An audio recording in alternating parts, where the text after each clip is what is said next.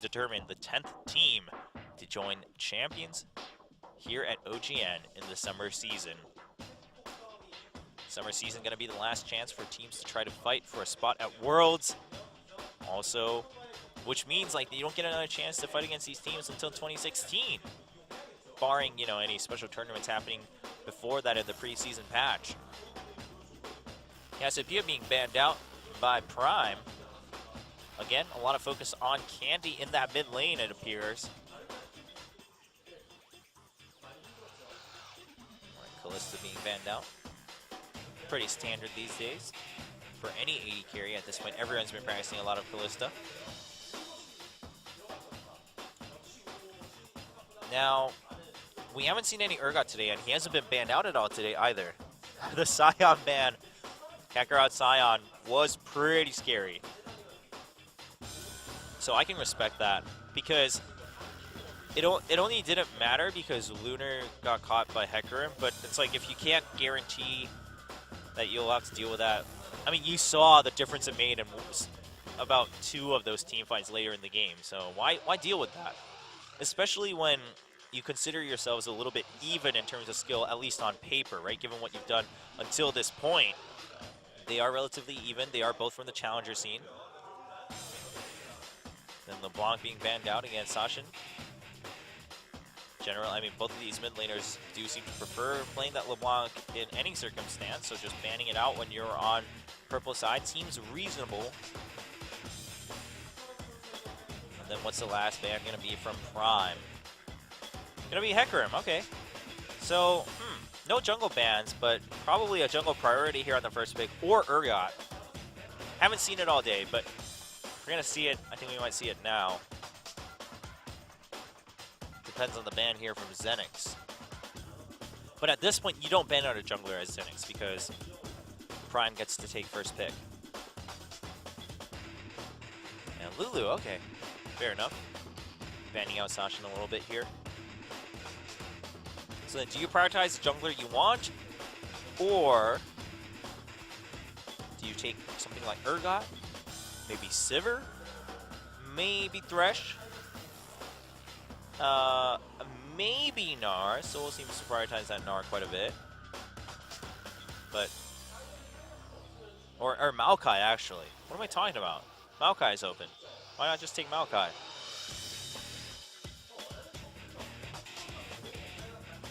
I mean, okay, unless you prefer Gragas over Rek'Sai. Like, so unless you have a strong preference in the jungler, I don't know why you wouldn't just take Maokai here. It's my thought. Unless you're going to take Urgot, but it doesn't look like they're going to take Urgot. 5 seconds left. Okay, Sivir. Okay. That seems to be the theme today. Sivir being prioritized. And then, okay, so looks like Shaft prefers that Rek'Sai. Of course, Rek'Sai and Gragas have very distinct advantages and disadvantages as junglers. Shaft seems to be talking very intently about his selection with his coach on the side of Xenics. Will he lock in that Rek'Sai? And then Azir, with Cassiopeia banned and Azir is still being available. LeBlanc also being banned out. Why not pick that up for Candy? He said he wants to be the new big rookie to break into the scene. And with Rek'Sai already picked up, why not just take that Gragas and give your team some time to respond to the other picks here as we go forward. Kassadin being picked up as a response. Okay, fair enough. Saw that matchup 2 games ago. Kassadin really returning to the scene.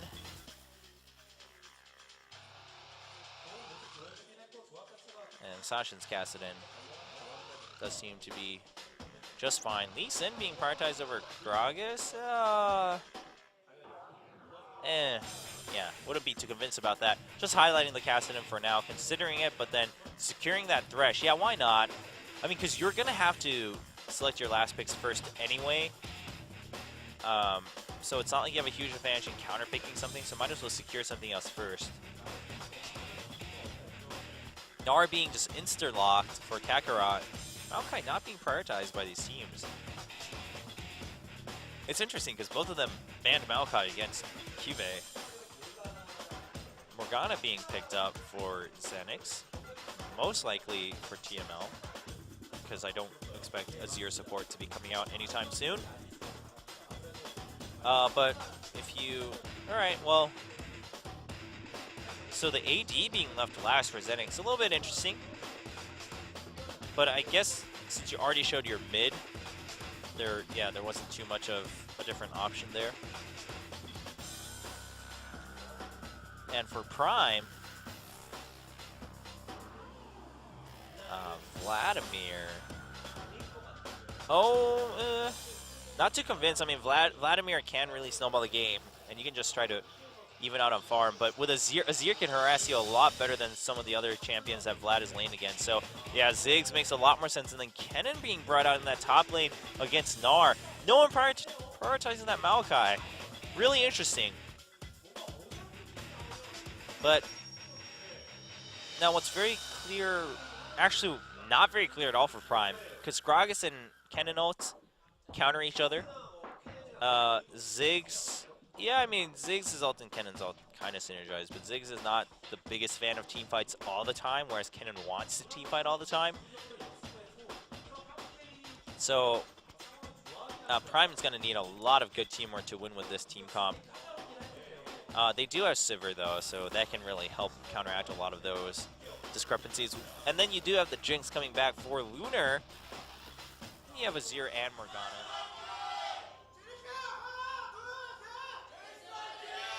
Prime and Xenics still getting their respective cheers before the game.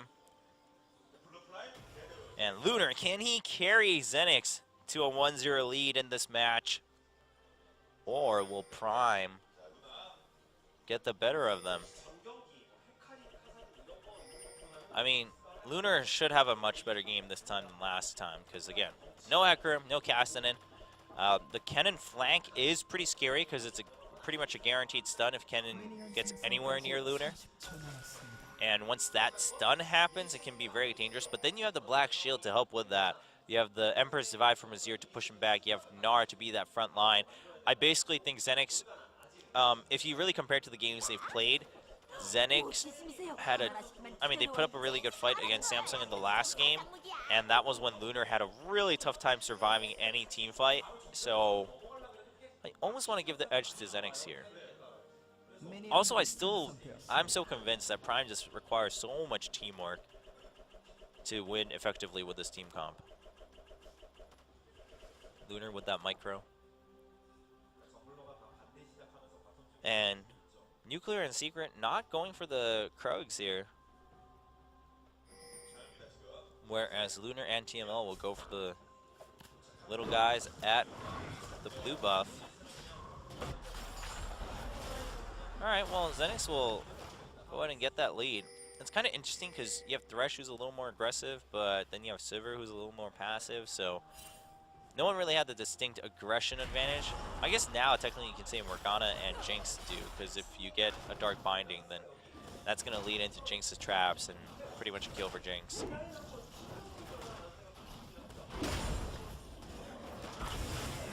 Meanwhile, both junglers starting on the top side of the map, securing their buffs.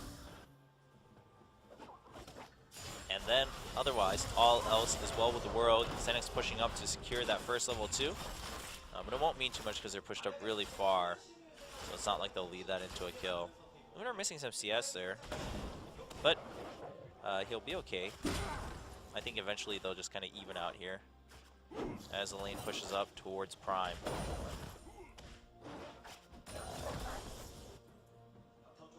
And, alright, well, oh, Rek'Sai already looking at mid lane. Sasin takes quite a bit of damage. Sashin, rather. Sashin has Cleanse. Still has Flash, though, so if you could blow a Summoner, that'd be great, but doesn't look like it, so it looks like he's going to go top. Kennen's a hard champion to gank, but when he's pushed up that far, it can be pretty dangerous. I don't think Shaft has been spotted yet. That ward was up pretty far. The stun not going to hit, but E is down for. Lightning Rush is down for Soul. He tries to flash over. He still gets knocked up, but dodges the boulder coming in from Kakarot. So he will just be able to back out. Man, if Kakarot got the stun on him right as he started his lightning rush, then Kennen was pretty much dead. But Soul just gets whittled down a little bit, but not the end of the day for him. He just had to use his health pot earlier. That's really all it comes down to. I guess he blew Flash. That matters a little bit. Fair enough. Meanwhile, because of that gank, Catch is able to invade, get that blue buff away from Shaft, and get a slight level advantage in the jungle, which, I mean, an experience advantage, rather. No clear level advantage yet between the junglers. And so Soul has already gone back because of that gank and then teleported back into lane. So both the summoners are down, so Kakarot has that advantage. Double Doran start for Soul too, which, you know, is pretty common for top lane Kennons in general in a lot of cases. But obviously we saw yesterday with Lilac, if you get 2 early kills and you just go back with an easy large rod. So it all depends on perspective and the first couple kills for the game. Nuclear and Lunar just trading back and forth a little bit. Prime now taking the aggression here in terms of pushing up the lane, but it doesn't really translate into anything too crazy for either team just yet, with the junglers still roaming about. Shaft basically trying to keep up in levels. Catch, I'm not sure what he's been doing since that blue buff steal, but probably just cleared his own jungle, and now he's been roaming about. Went home. Both of them went home, upgraded their items, and they're back. And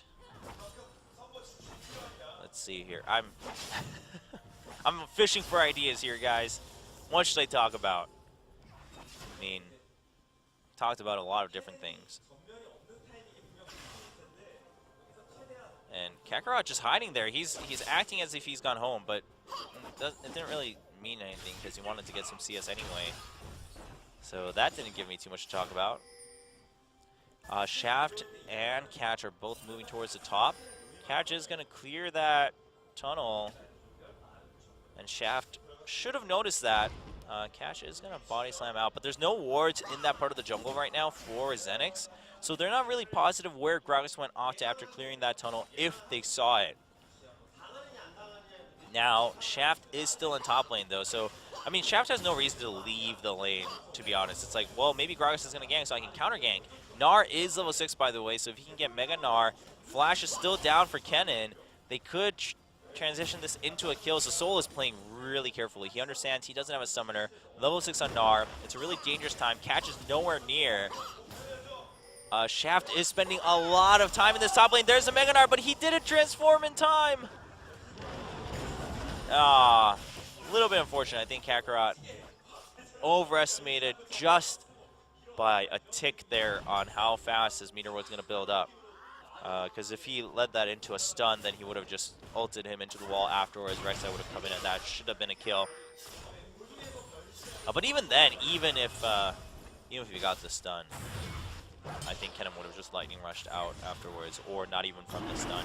That's the thing. I think Kakarot didn't want to transform in the air with his E, because you already telegraphed that once your meter turns red. But at any point, you were going to kind of telegraph it with how much you were building it up, and then Zacian coming here to help Dragon for Catch. Really, one bouncing bomb? Probably should do more for your teammate, man. And that's an early Dragon for Prime. Just sneaks it right out from under Xenix's nose as Shaft was seen top lane. TML goes to check it out a little bit too late. Suspects it, but they didn't get vision of it, so Shaft is going to show up on Rek'Sai at the Dragon Pit to clear that vision out. Meanwhile, Lunar did get slightly out in CS, but not by too much after that last wave pushed up. Only by about 5 or 4 here. Zacian's been just farming pretty quietly, and quite frankly, if you're both going to do that at mid lane, yeah, Kakarot just trying to assert his dominance in the lane, which I guess you kind of want to as Gnar, because you are a little bit more versatile.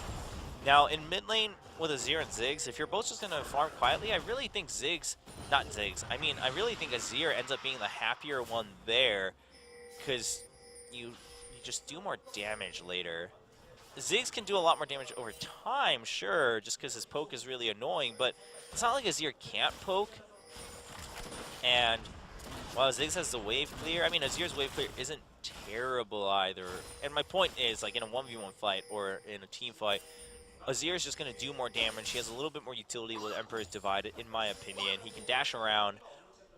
I think Azir is a little bit happier about a quiet farming phase in the lane.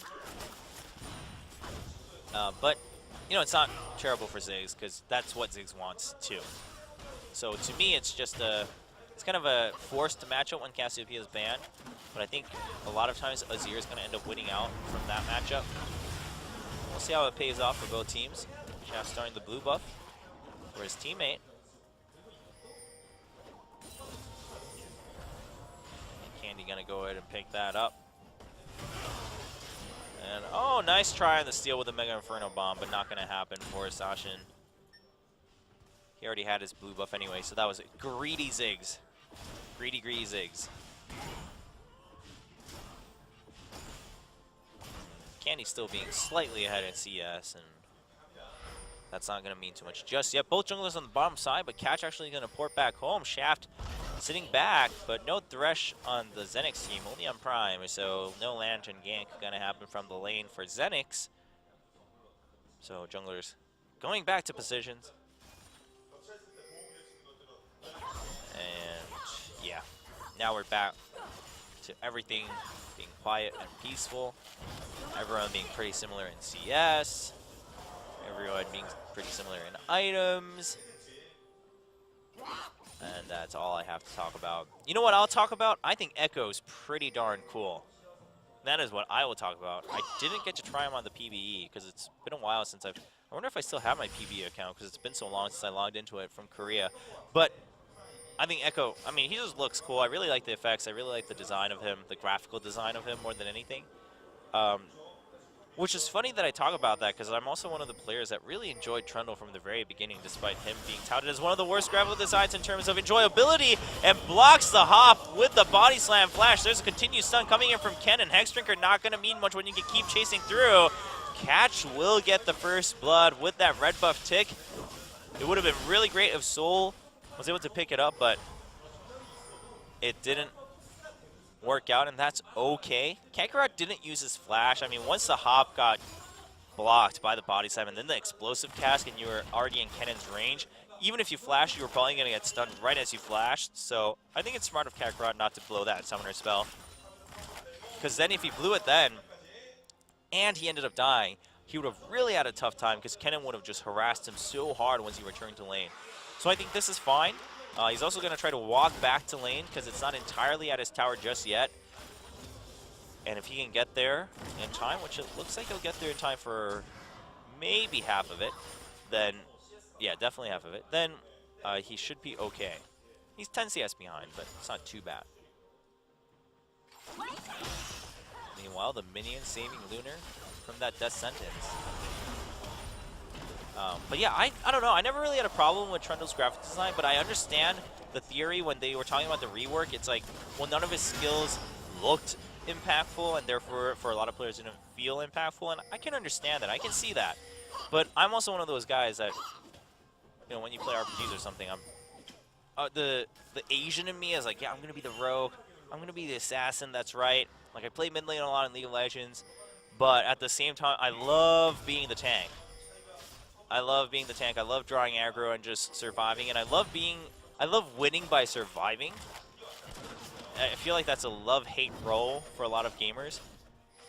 You either love it or you hate it, and for me, I'm one of those people that love it, so I think that's why I enjoyed Trundle since release. Same with Yorick. I know, I'm a little weird, but I love that. Don't worry, I still like champions like Ahri too and Zed. They're pretty cool too. But pretty excited for Echo. Didn't realize it was going to be AP, but quite frankly, that's a little more exciting for me because I have the secret hope that maybe then he can be built hybrid.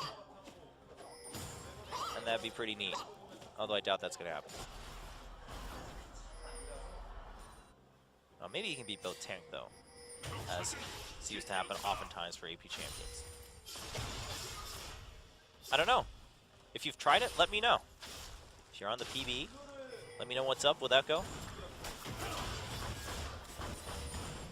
as we continue watching Xenics and Prime farm each other's minions for days on end. Oh, Xenics trying to steal their own, or sneak their own dragon in, but boom, Scrying Orb from Nuclear, a very early Scrying Orb, is gonna chase him away as Catch shows up. And Xenix is gonna have to back off from the dragon for now.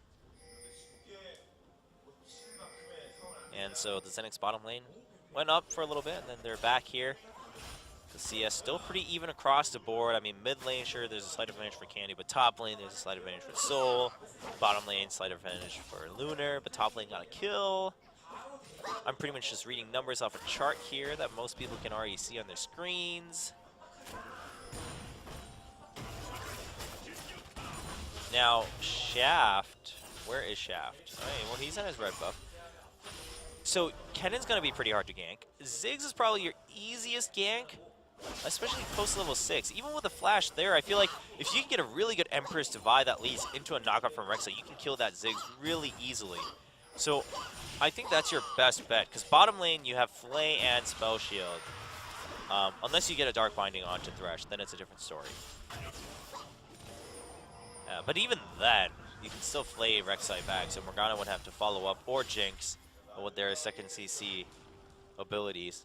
So, I think for Xenix, mid lane is probably the best bet. I think somewhat the same for Prime, actually. Well, Azir can get away pretty well, and I guess you can use her ult to escape pretty well. Xenix sees this, but they can't do anything about it. Well, they can try to contest, but TML is going to get caught. No follow through because the damage is focused on Dragon. Nice zoning by Sashin, but here comes the teleport from Kakarot. They're going to disrupt the Dragon, and Catch trying to stay in the Dragon, but he knocks up Shaft with the body side. Explosive Casket, there's the Flay and the Death Sentence. Soul comes in with a 4-man Cannonball. He's going to get bursted down with the Emperor's Divide. The Lunar is just doing so much damage as he runs about, and Xenix will finish the Dragon. Wow.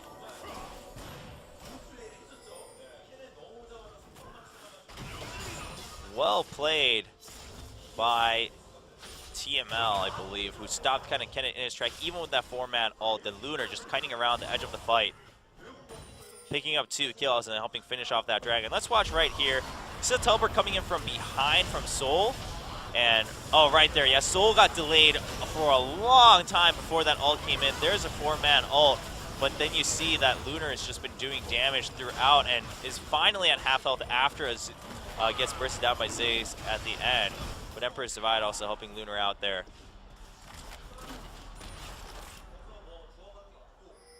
So well done by Xenix. 2 kills and a Dragon. Gives them a little bit of an edge, and Infinity's edge finished for Jinx. That's a pretty big edge against Sivir. I mean, Sivir didn't lose anything from that last fight, but Sivir also gained nothing from it, so TML getting drawn back a little bit, but it's just going to extend the time that the pink ward lives. Nothing too crazy.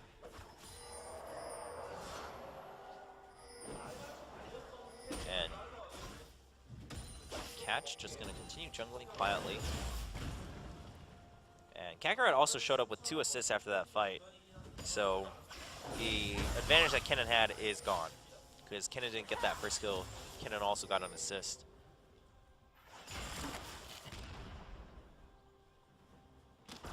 And in the mid lane, Candy still having that advantage in CS is starting to get a little bit bigger. I'm trying so hard to hold back a sneeze right now. You know, after yesterday and today, I actually think the worst part about solo casting is that you have to like sneak in your sneezes and coughs and blowing your nose if you have a runny nose or if you have allergies or a cold. I think that's the worst part. I'll deal with talking like a crazy guy before the game. I'll deal with theory crafting on my own during picks and bans. I'll deal with doing both color and play-by-play commentary, but man, dealing with your allergies without a co-caster to fill time is probably the hardest part of solo casting. That's my opinion. And Sashin's waiting for his Mega Inferno Bomb, but in plain view. And that tower's going to go down, because Nuclear's already at half health, so Prime couldn't really react to that. Xenix is starting to roll their snowball pretty well here. And Sasha being zoned out a little bit by Candy, as Candy has a slight advantage. I mean, in items it doesn't really show yet, but it's going to start to show when you finish the core items or when you go back home, you know, when you can pressure and go back home. Especially along with that assist too. But, you know, at this point in the game, 20 CS is not the end of the world. But it's going to matter when it's as you're, you know, 30 minutes in. Yeah, pings coming from both sides towards that middle lane. So Xenics wants to continue this. This is really good.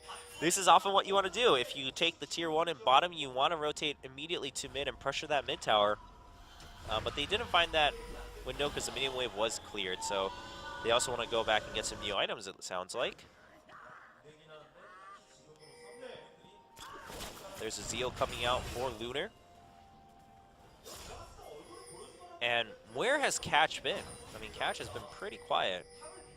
Ah, there he is. Well, I mean, oh, look at that top tower. So, because of that double assist from Kakarot, he's been able to hold on to the top lane pretty well after the first gank coming in from Catch.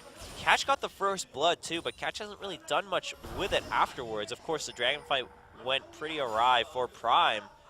But regardless of that, I mean, if you get first blood, you want to make it worth it. And I want to say that Catch hasn't really been able to do that right now as the Gragas jungle.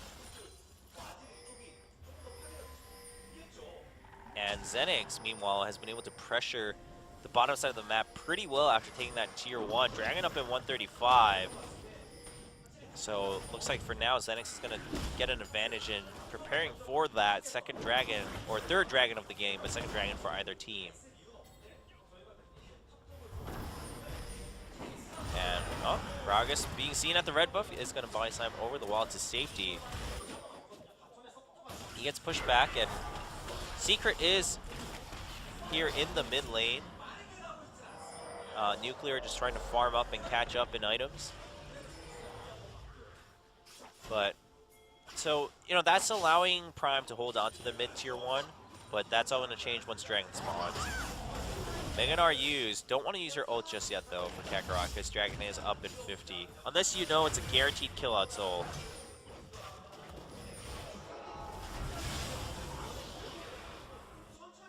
And I think for Xenics, because of how things panned out in the mid lane, they're totally cool just going for the second dragon here, or the third dragon of the game.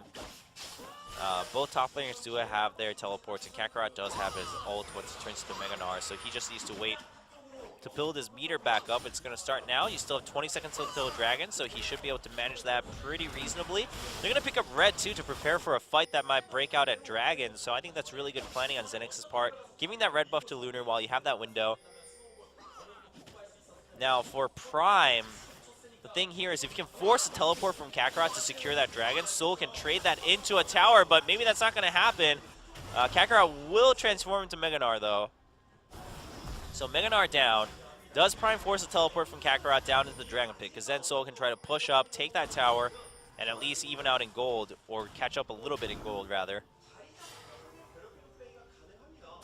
But Catch and Secret are also just denying that Dragon in general. Soul also going home. When Kakarot went home, I'd really like him to just, I don't know, pressure that tower, and then you can teleport down first with your ultimate available. Soul does go back and get his Zonius, though, so that makes sense. You want that Zonius for the team fight that's coming up. Dark Binding does not connect. Both teams just trying to see what windows they have here near the Dragon Pit.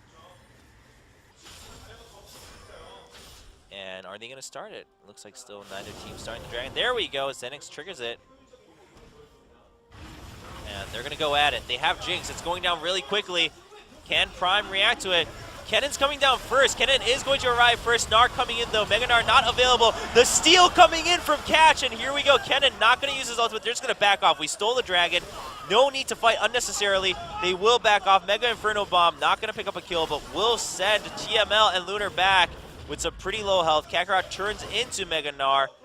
Candy trying to defend this tower, and he will successfully do so, but Prime with a nice steal and a disengage on that Dragon Pit. Well done to try to climb back into this game. They're still kind of behind in gold, but that can also be fixed once they take a tower or two. And that's my point. I mean, the top lane tower right now that they have is pretty much just investment that they've deposited. that they can really withdraw whenever they wanted, but not anymore, because Xenics is like, all right, well, look, they're going to push our top lane tower, so let's even that out by pushing theirs first, because then Xenics stays ahead. So now can Nuclear clear at the bottom? Yeah, that minion wave is big, so Nuclear evening that out. But this is, I think, just good play from or good reactions from both sides. I think Xenics pushing that in was okay, and in that case, Nuclear obviously continuing to push that bottom is completely fine. Now, what matters is that he pushed the lane up all the way that Jinx is gonna probably miss out on half of that big wave. Meanwhile, the blue buff steal coming in from Xenics. Yeah, we'll see the tower clear, like 2 more minions there. Oh yes, Jinx still gets some of it. Oh, even gets that last one at the edge. Yeah, and then with the rockets, she'll clear out the whole wave pretty quickly. Jinx also has static shiv, so Lunar is in a pretty good spot. Ludwin's Echo on top of Athene's being done for Candy, so 2 core items, already a pretty good spot for Azir too.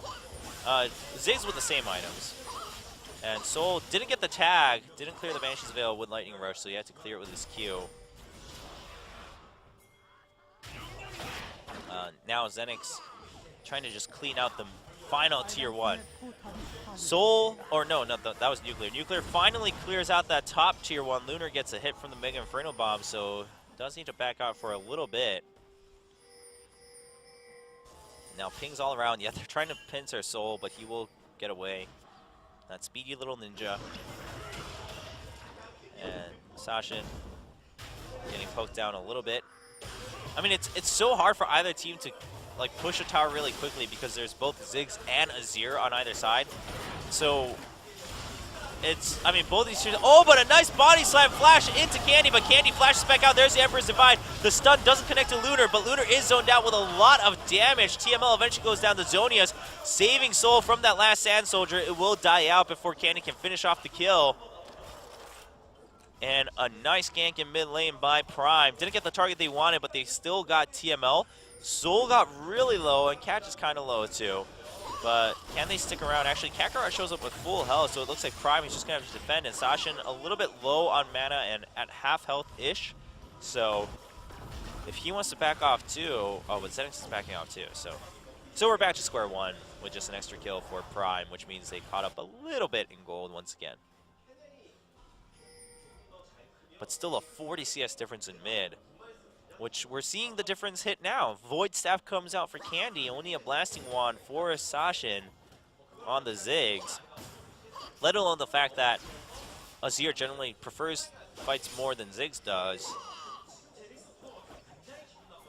In terms of items, slight advantage for Lunar too, with that 80 carry roll with the extra longsword. And in support, I guess it's more or less similar. And, alright, well, we're back to the mid lane standoff. I remember when this was the norm, every game. It's like 20 minutes, gather in mid. Battle for the tier 1 mid tower. And, alright, Xenics trying to steal all buffs that they can. There's a death sentence, but the smite coming in for Shaft will steal that away from Nuclear. And that's pretty good. I mean, Sivir not having a red buff means a lot because red buff synergizes really well with Sivir's passive. I know, red buff synergizes really well with any AD carry, but it's also pretty scary on a champion who has massive move speed buffs. So Kennen does have teleport, so he's just going to keep farming top. Because if his team can not lose their tower either, then Prime can try to catch up in gold with Kennen just catching up all on his own for the whole team gold. And looks like Xenics should send someone top once it pushes up a little bit more. Kakarot's teleport will be up too by the time he needs to go up and defend. So Xenics is also fine with that. Meganar activated. Hey, the waves have been cleared. Uh-oh, Kakarot gets drawn into tower, but he's super tanky and he'll just leap out heavily. Ooh, the Sand Soldier ward clear. Pretty good. And, well, both tier 1 mids still standing. Are we back in Season 2? Almost feels like it. We're just waiting for one of these towers to fall. And whichever one falls first will probably be a huge disadvantage. Next dragon up in 15 seconds. The last one, Prime catch, stole with a nice little body slam in, and then all of Prime did disengage very well afterwards, not losing a single member. But can Xenics secure this one? They went and cleared the vision from the enemy, but they also just all left the scene. So Prime looks like they're gonna set up camp here in front of the Dragon Pit. Never mind, not with that Scuttle Crab having already gone to Xenics. But Prime still, they don't want to give up the position they have in front of the Dragon Pit, but they have to at some point because Azir is going to shove up that mid lane. And Xenics actually has the better position advantage here because they can just shove down the turret. Prime needs to force a fight if they don't want to lose. There's no minions there. Death Set is not going to hit, but Mega Inferno Bomb hits 2 members. The Loon and Zeko bouncing over onto Candy. 3 members at half health, and Prime actually turning things around. They should be able to push this tier 1, and if they push this tier 1, the Dragon's theirs too. There's a tier 1 in favor of Prime. Will they transition that right into a Dragon? We do see the pings going in. Kakarot is there. He's trying to slow them down as much as possible, and it looks like he will succeed in doing that. So Prime's going to stop to regain some vision. Soul activates Dragon though. So Xenics really needs to just run down here. Dragon's going down pretty quickly, but Kakarot doing some good damage on the coming in. Shaft is there. The team of Prime is separated. Soul at half health. There's the Mega Nard 3-man stun, leading into another 3-man stun. And the Super Mega Death Rocket follows in. Candy goes in for the kill. A 4-man insta-kill for Xenics against Prime as they secured their own second dragon. Suddenly the kill score is 6-2. What a play by Kakarot. And now will they go towards Baron also? They're at okay health to do so. It's only Ziggs. Inferno Bomb may come up in time, but if you stay separated, it shouldn't be too much of a threat. Yeah, you're seeing the pings there. You have the Zir, you have the Jinx. Should be able to do it pretty well. And Gnar just keeping Sashin busy. Sashin's he's gonna vie for this. He knows it's happening. But Baron is gonna get taken. Mega Inferno Bomb not gonna pick up a kill. So Xenics suddenly expanding their lead to a 5k gold lead with evening out dragons and takes a Baron buff. So now it's just a matter of time before they shove in the enemy's tier 1 in mid. Watch this, Kakarot positioning himself in between the Prime team. As soon as Mega Gnar happens, he's like, hello, flash forward, stun on all 3, another stun, Super Mega Death Rocket, 3-man knockoff by Shaft. I mean, that was a dream combo by Xenics. And then just the dragon. Really well done.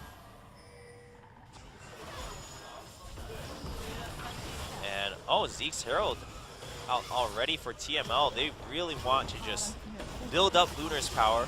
Well, that's going to help Candy a bit too.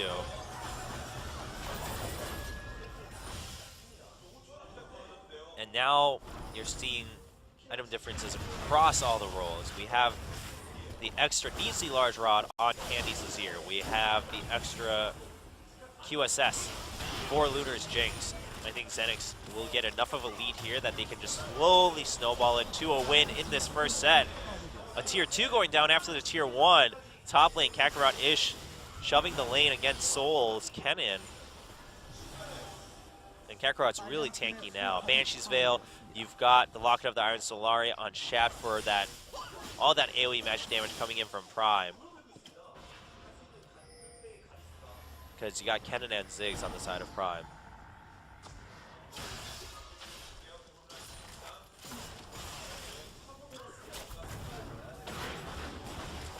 And so with the Baron buff, can they get another tower? That's the big question here for Xenics, because if they can get 3 towers off of this, it's going to really hurt for Prime. I mean, 2 already hurts quite a bit, but because now the gap is already up to nearly 7k.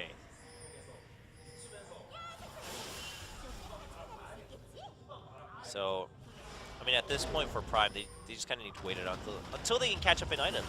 That's really all they can do.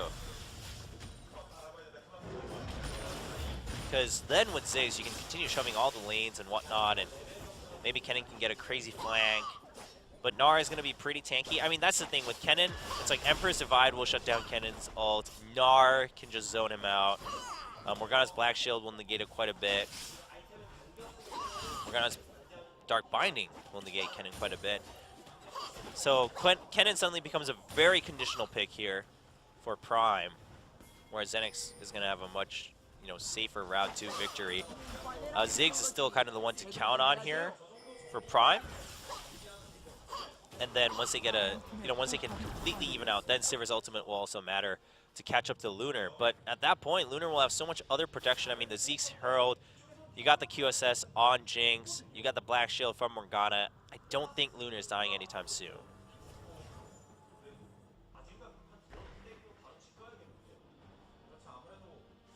So, what do we have coming in here? Deathcap finished for Candy. Massive power advantage from Azir to Ziggs.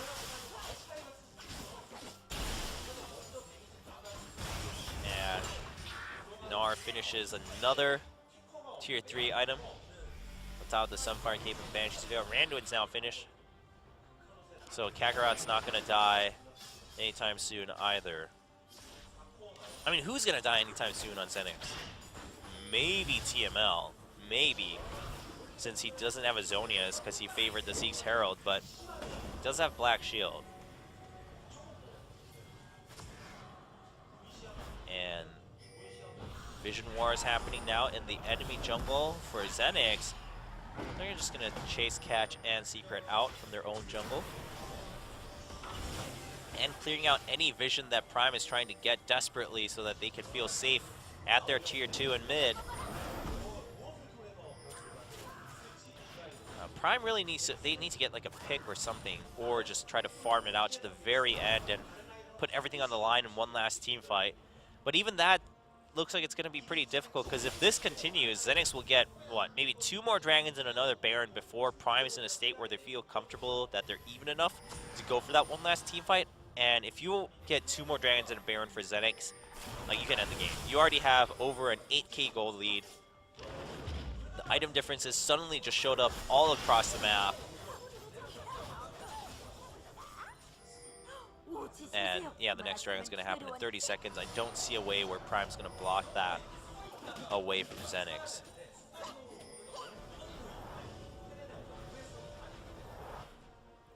And Soul,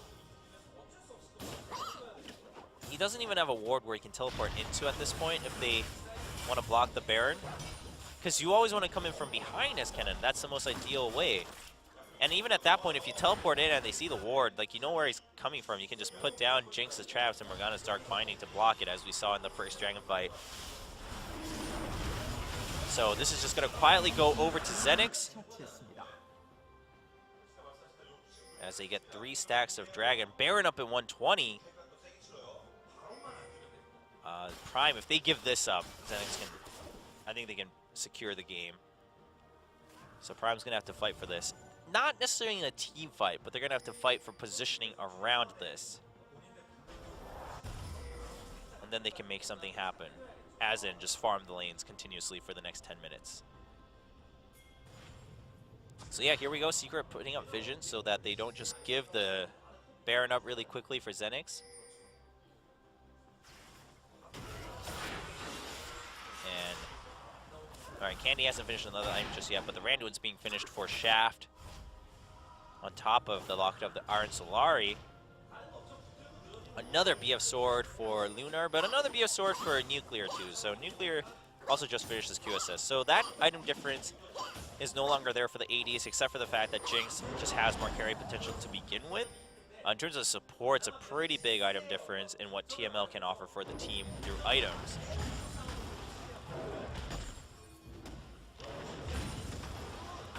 And Kakarot now moving down bottom lane.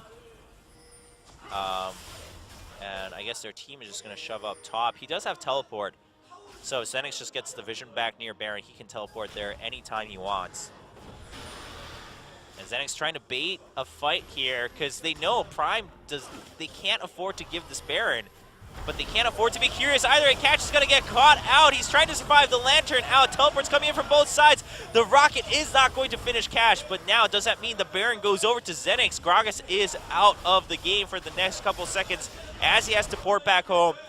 Jinx and Azir. Kakarot just doing zoning duty. The Baron will go down to Xenics. The Mega Inferno Bomb not coming in time. And Xenics will push Prime all the way back. I mean, Catch kind of stopped his port too. He was like, oh shoot, but we can't give that Baron up. But you had to. I mean, once you got caught like that, you had to. So Xenics is going to happily go back home, get some new items, and then come back with a Baron buff to take this tier 2 in mid. And they can also just push top lane too. They can push it all the way in and try to go for an inhibitor on top of the tier 2. Xenics can really make the most out of this Baron buff. They have the 3rd Dragon stack too, so their movement between lanes is going to be very efficient with that movement speed buff. I mean, you have the Luden's Echo, you have the Static Shift. I mean, you have that on both sides, but Xenix is the one pushing, so yeah, Catch had to smite that just to stop the minion wave from pushing too hard here.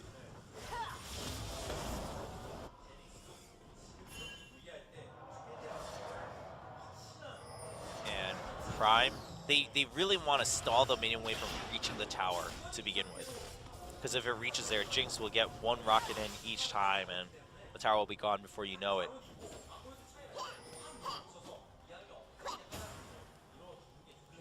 So Xenix, what they really want to do is, as I mentioned earlier, they want to get that inhibitor on top of a tier 2.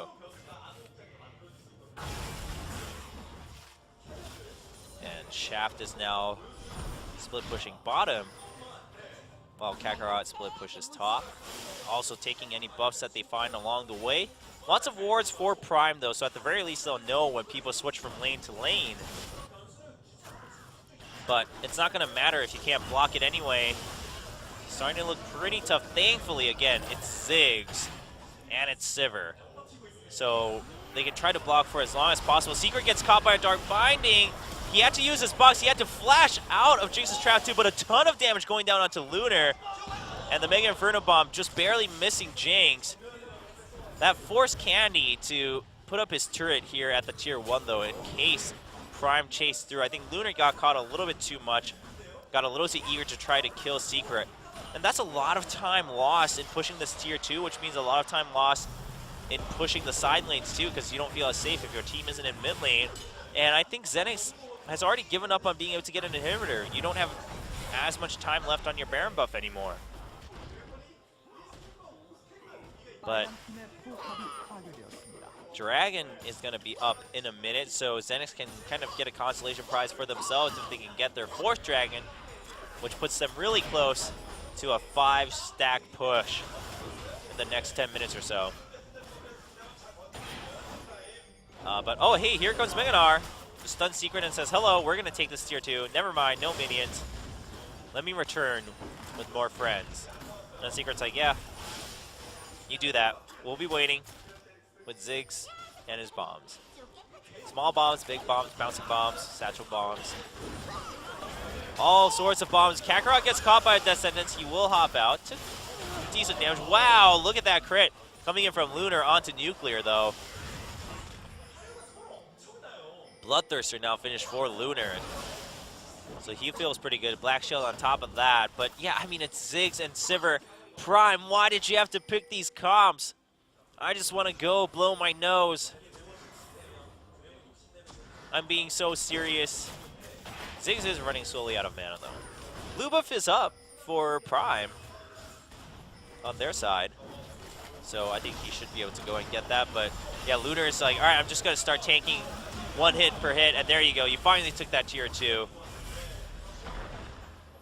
They shoved Ziggs out right when he was running low on mana. So Xenix finally gets the tier 2, but that's all they got with the Baron buff. Doesn't feel too good. And then they will, I guess they will get the Dragon too. You got to count that in too.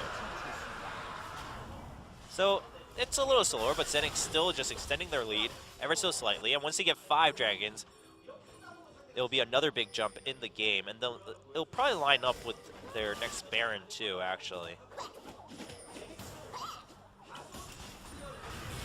But on the flip side, Prime has Ziggs. They have Sivir. They can block any amount of minions they want. Prime did ping that the last time they saw anyone on Xenix is in that red side. Red buff side, rather. So they're not entering there at all. Oh, Scrying Warp. Didn't get spotted, though.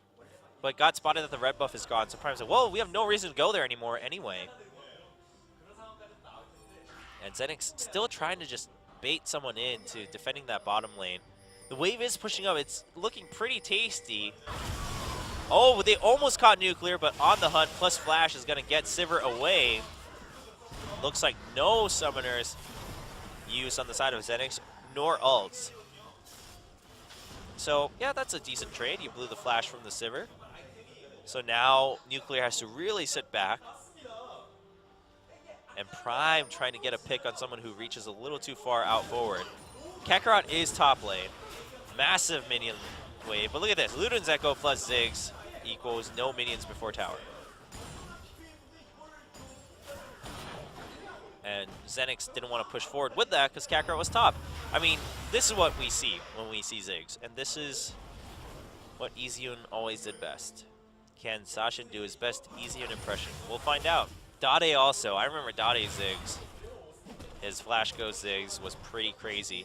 Baron up in 45 seconds. Next Dragon should be up in about 2 minutes afterwards.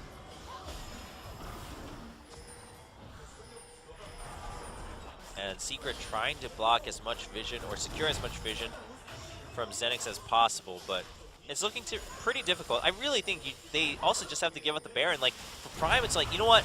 Xenics, take everything you want. Take everything you want from the map.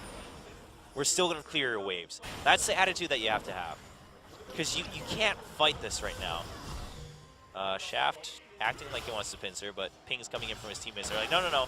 We don't want to fight. We're going to go all the way around. Too risky. Which I think was the right call. It was a little risky given positioning. Kakarot pushing down bottom lane really quickly. And Prime deciding that, you know what, we can't give this Baron no matter what happens. So Kakarot's like, all right, that's cool. What about if you give us an inhibitor? And Prime's like, ooh, I don't know about that. And Kakarot says, let's find out. Shoves in the bottom lane, which gave Xenics an opportunity to shove the mid lane too while everyone was porting back. Quick grouping up from Xenics. Can they get the inhibitor turret? Just get one more hit. Yeah, there we go. Xenics will get the inhibitor turret in bottom lane. Meanwhile, mid lane was abandoned a little bit. And so Xenics will continue to push because now there's no tower, so they can really try to force a fight and or take the inhibitor here in bottom. All about Lunar's positioning right now. I mean, if Ziggs gets a hit on Lunar, Xenics has to back out. That's the thing, given that, again, now we are at 45 minutes. Both Ziggs and Azir, anytime they hit someone, the opposing team has to back out, especially if it's an AD carry. Sashin working towards that Lich Bane after the Void Staff and Death Cap. He hurts. He already hurts. I mean, 1 or 2 skill shots onto Lunar, and Lunar's going to have to hightail all the way home. The same thing for Nuclear on Sivir. And, oh, the teleport coming in. And they want to block that Baron. Yeah, they don't want to give that Baron up, but look at where Shaft is. So Prime, now that they teleported in, they have to just, I don't know. I almost said they have to just Baron, but they can't. I don't think they can. Okay, maybe they feel that they have to. All right, Rek'Sai can't. I don't think he has a tunnel here. I actually don't think he has a tunnel here. Can Prime get this? Rek'Sai goes all the way up to the Dragon Pit. Uh-oh, catch alone in the Baron Pit. Kakarot zoning them out, and Baron gets stopped at about 1/3 health. But Kakarot's really low, so is TML. I think Baron did reset, though. So no one gets Baron.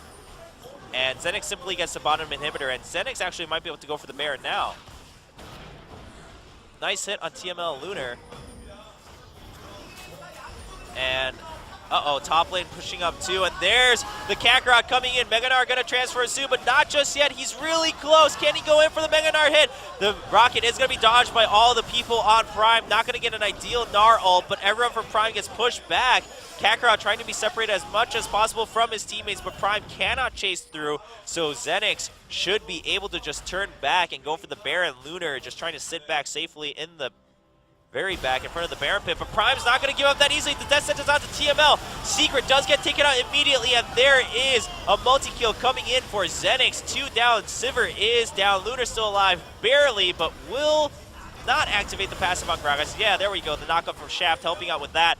They're going to chase down onto Sashin. Triple kill for Jinx. Should be the game here. Ziggs might be an amazing wave clear, but not on his own against 3 people. didn't realize Gnar also died at the end of that fight. And Shaft chasing through, knockup with the slow on the smite, gets the kill, and that will be game in favor of Xenics. Ladies and gentlemen, a 48-minute spectacle between Xenics and Prime to kick off this best of 3. But Xenics will eventually win the game. And Xenics now one step closer, one step away from securing a spot in Champion Summer 2015. Prime needs to win 2 in a row, but it could happen. I mean, both teams still have a shot. Yesterday we did go 2-1 in the last game between Winners and Anarchy. Anarchy eventually winning that one and securing one of the spots in Champions for the summer season. So let's see what happens. I don't like the feeling of this LeBlanc ban. Hey, why don't we just go Assassins mid lane? That'd be pretty cool. Instead of Ziggs Azir. Cassiopeia ban is pretty understandable. You know what? Ban the Azir too. Then maybe we won't see Ziggs either. Oh no. We're looking at the same bans. I don't think Prime is going to ban Sion this time though, actually. I mean, it was pretty scary, but clearly what you realize is Kakarot will build just a tanky on someone else too, so. Yeah, Hecarim ban. I think you wait to see what the last ban should be. Because here's the thing, if you ban Sion here on the purple side first and then they ban a jungler, it's like, oh shoot, do we give Hecarim or do we ban a jungler? So I think just banning Hecarim is fine, and I think you just leave the Sion open. The LeBlanc, Lulu, and Kalista is pretty understandable from Xenics.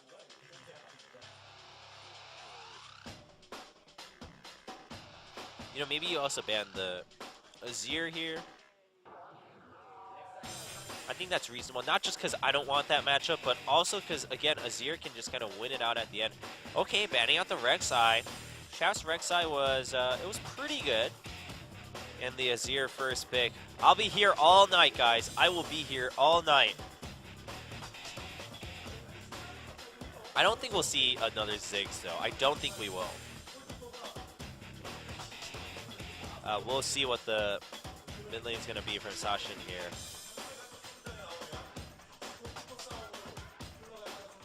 Grog is gonna, yeah, I mean, Grog is definitely want to take away after that Rek'Sai ban.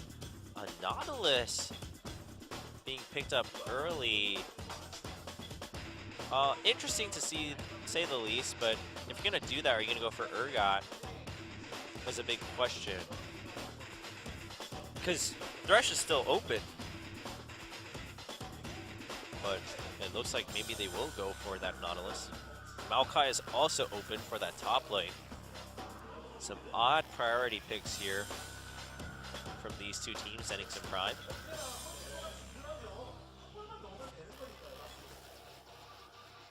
And Nunu gonna be picked up. Oh boy! Why don't we go for Nunu jungle and then Ziggs on the other side? We can have a brilliant 15-minute game of League of Legends. Just kidding, that's not actually what I want. I love Ziggs as a champion, by the way. I love playing Ziggs. I've always liked Ziggs, even when Monty hated Ziggs back in the day. I loved Ziggs, but not today. Not today. In fact, I wouldn't mind it as much if my allergies weren't hitting me so hard, but that's actually the worst part. The whole, like, talking to myself thing is, I'm actually pretty used to that at this point. I think I could do it. I think I can keep doing it, but the whole sniffling my nose, not so fun. I think the Gnar is fine for Kakarot. If they're not prioritizing Maokai to begin with, why not go with the Gnar? Kakarot's Gnar was pretty good. His positioning was really good in just providing a threat as a tank, as a front line. And then the Sivir being picked up instead of the Jinx. Although Lunar's Jinx was good, I guess everyone's still agreeing that Sivir is still kind of the go-to for AD carries. So what do you pick here for Prime? Are you going to wait till the very end to pick your mid laner? Because, I don't know, you picked your support, you picked your jungle. I think, I mean, your lane matches for both top and mid are also revealed. There's no point in necessarily saving AD for last either once Sivir's been taken. I mean, you're probably going to take Lucian or Urgot at this point. I only mention Urgot because you have Nautilus. If not, I probably wouldn't mention Urgot anymore at this point either, considering none of these teams picked it today.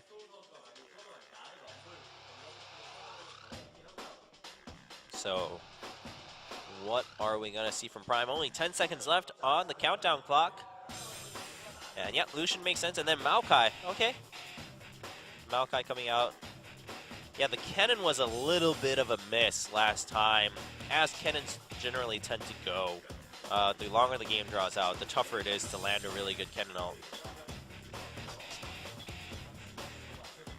And Sejuani jungle seems reasonable after Rek'Sai's been banned down and Gragas taken away. And then Thresh also seems reasonable. So a pretty just overall reasonable pick lane to lane from Xenics. Pretty much high priority picks in each role down the line. Now what's in the mid lane from Prime?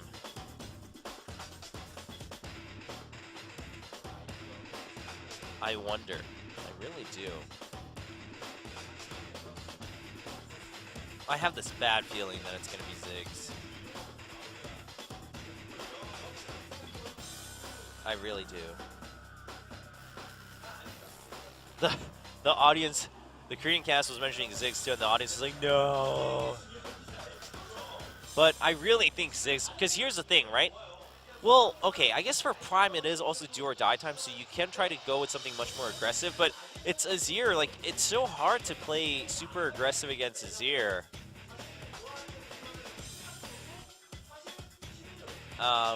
And then there's a Sivir on the other side, like, for mid, it's just, I think Ziggs is just the safest, right? And for Prime, okay, you either go all in, or you go with safest. And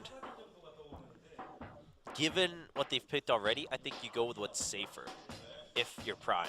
But if you're me, I suggest you don't go Ziggs. 5 seconds left. Ooh, Morgana mid.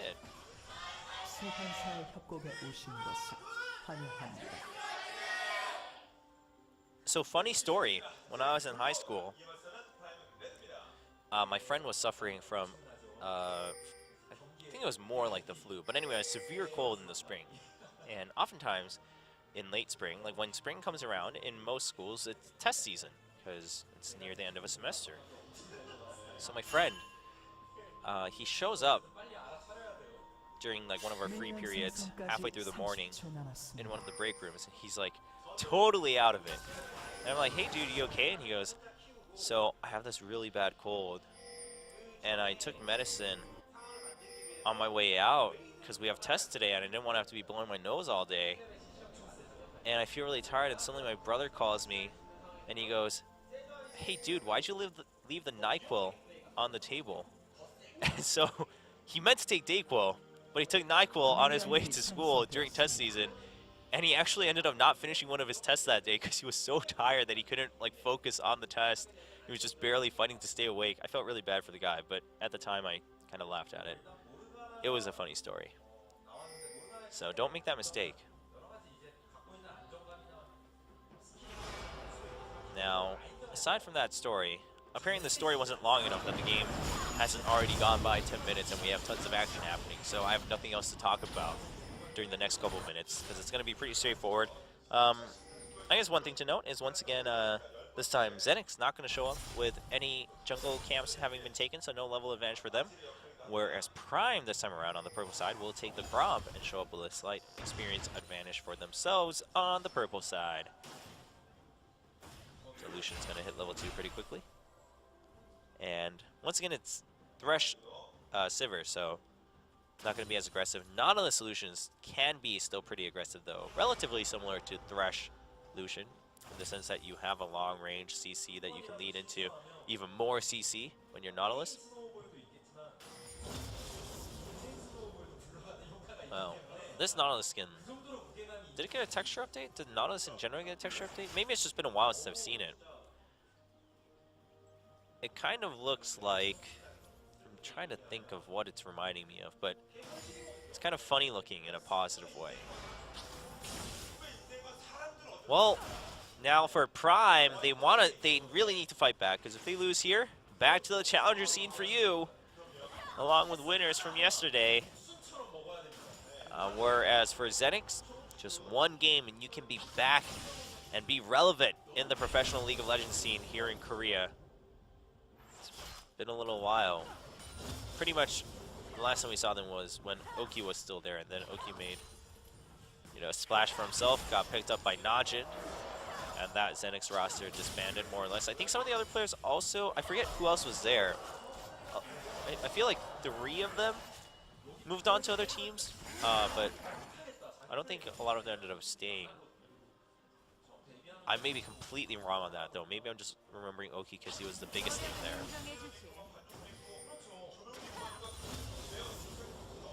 Now,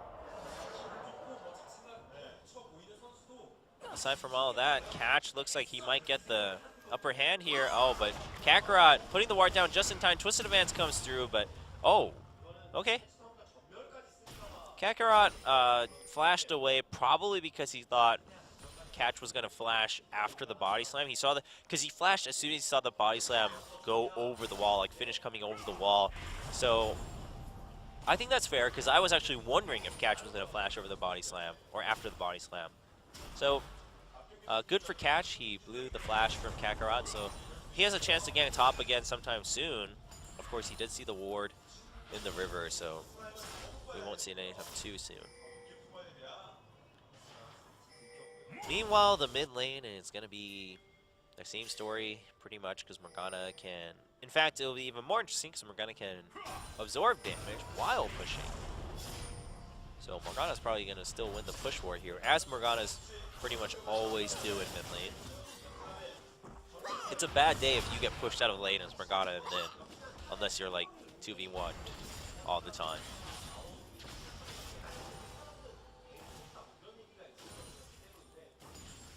Well, really nothing to talk about.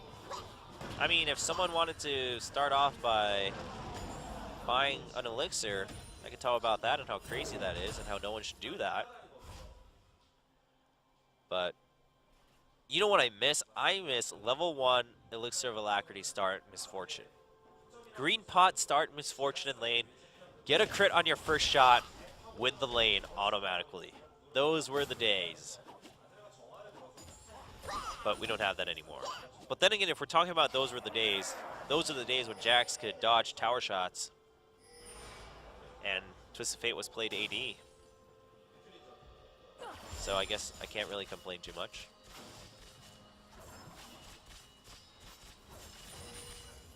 And now that I've talked about that, I've used up all my resources in talking about League of Legends. Gragas is prepared for a lane gank, but it's not going to happen anytime soon because the lane's a bit iffy in terms of minion wave control. In fact, it's because they were trying to pressure Xenics out. It's going to start pushing back out, and Secret actually gets Death Sentence and then Flay. Takes quite a bit of damage. That's going to give Xenics a little bit of breathing room, but at the end of the day, if Secret lands his dredge line onto one of the champions from Xenics, whoa! Nice ultimate by Kakarot, but he's still way lower on health. Meanwhile, Soul went back first actually, so he has, you know, an extra item. He has more pods, so he's able to win that trade and shove him out of lane, shove Kakarot out of lane. And Soul is still ahead in items too because of that, or CS rather.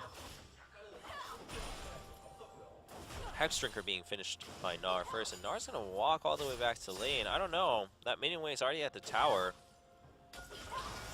I know it wasn't big, but I feel like it would have been worth it to soak up that XP and gold, because Maokai is also ahead in experience.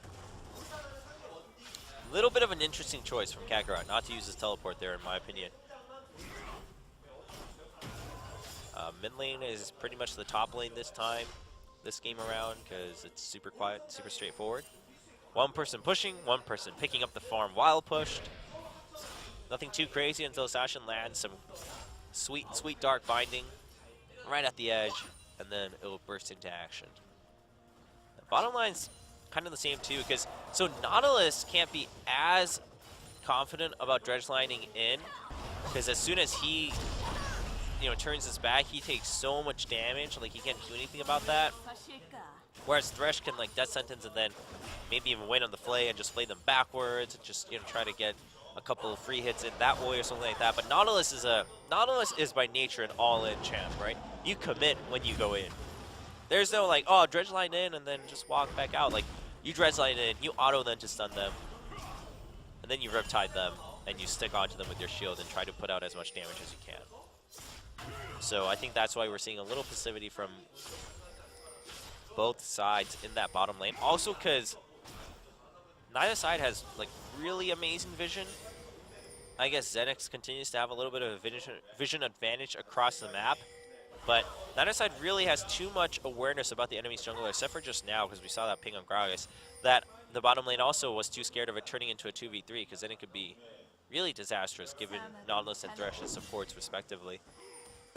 Catch taking the time to take the Scuttle Crab. He's been spotted before, so they know that he's probably there still. He's going to get spotted again as he walks into that entrance. Now we're back to just passive farming from both sides across the map. And again, this is okay for Xenics though. Uh-oh, Shaft's still here. Uh-oh. And there's On the Hunt. Secret gets caught with the Distance. They're still trying to go onto Nuclear, but they turn back around. Uh-oh, because of the teleport, Xenics has to back out. Teleport's still coming through from Kakarot and Soul. Bit of an unfortunate split and targeting. They still wanted to target Nuclear when I think Secret being caught by the Distance. They could have just gone on Secret. I know he's Nautilus and he's supposed to be tanky, but at level 6 with support items, like you don't have to worry about too much if there's 3 people beating down on him. So this actually gives Prime a chance to start Dragon, given that they do have Maokai, but they are pincered a little bit. Dark Binding zones out Azir. So now it's Xenics juggling that. Oh, but the Empress Divine is going to push them back, and Candy going to have to cleanse and flash out of a catch in the thick of things, but TML flashes over the wall. Shaft is caught under the Morgana ultimate. He will go down towards the jungle entrance of Prime. Prime continuing the fight. There's a stun onto TML. Nuclear is at pretty good health, but a nice Snar ult stops him in the middle. TML still trying to survive. Soul will finish off that kill as we see Nuclear trying to escape. Boomerang Blade trying to put some damage onto Soul. Maokai picks it up and goes back into lane. So all in all, a 2-for-1 advantage for Prime in that fight. Kakarot's ult saving TML from Nuclear, but eventually he still went down to Soul. So watch this. Candy first gets caught, so he insta-cleanses. Emperor's Divide doesn't affect Soul, but affects Nuclear. And now catches in the middle of it, but nice explosive cast. It's TML back and Shaft and Kakarot into Morgana's ultimate range. Lunar does pick up a kill with the Boomerang Blade, but we see Shaft get killed at the top side of the screen there. Secret gets one nice stun onto TML, and Nuclear tries to chase through. A nice Gnar ult keeps Nuclear at bay, but he will escape thanks to Dark Binding, and eventually Soul will finish that kill for Prime, giving them the 2-1 lead in that team fight. And they do have a slight gold lead because of that, but Dragon is still up. All towers are still up also. So Xenics returns for a quick Dragon. Gnar came back to the bottom side of the map to secure this Dragon for them since Maokai showed up top. So Kakarot just kind of giving up on a lot of CS throughout this game to try to act more team-oriented. You know, he saved that teleport earlier on, and so that he had the advantage, or not the advantage, but the chance to teleport at the same time as Soul into the bottom lane, which eventually led into that Dragon fight. And Kakarot passing by, sees Catch, but Sashin's also here. And yep, there's this Smite from Catch. Steal that blue away from Candy.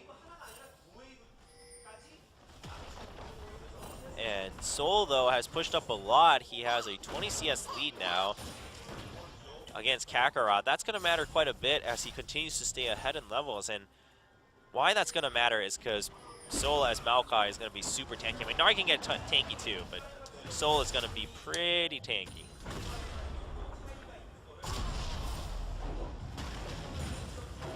Kakarot just clearing as fast as he can now,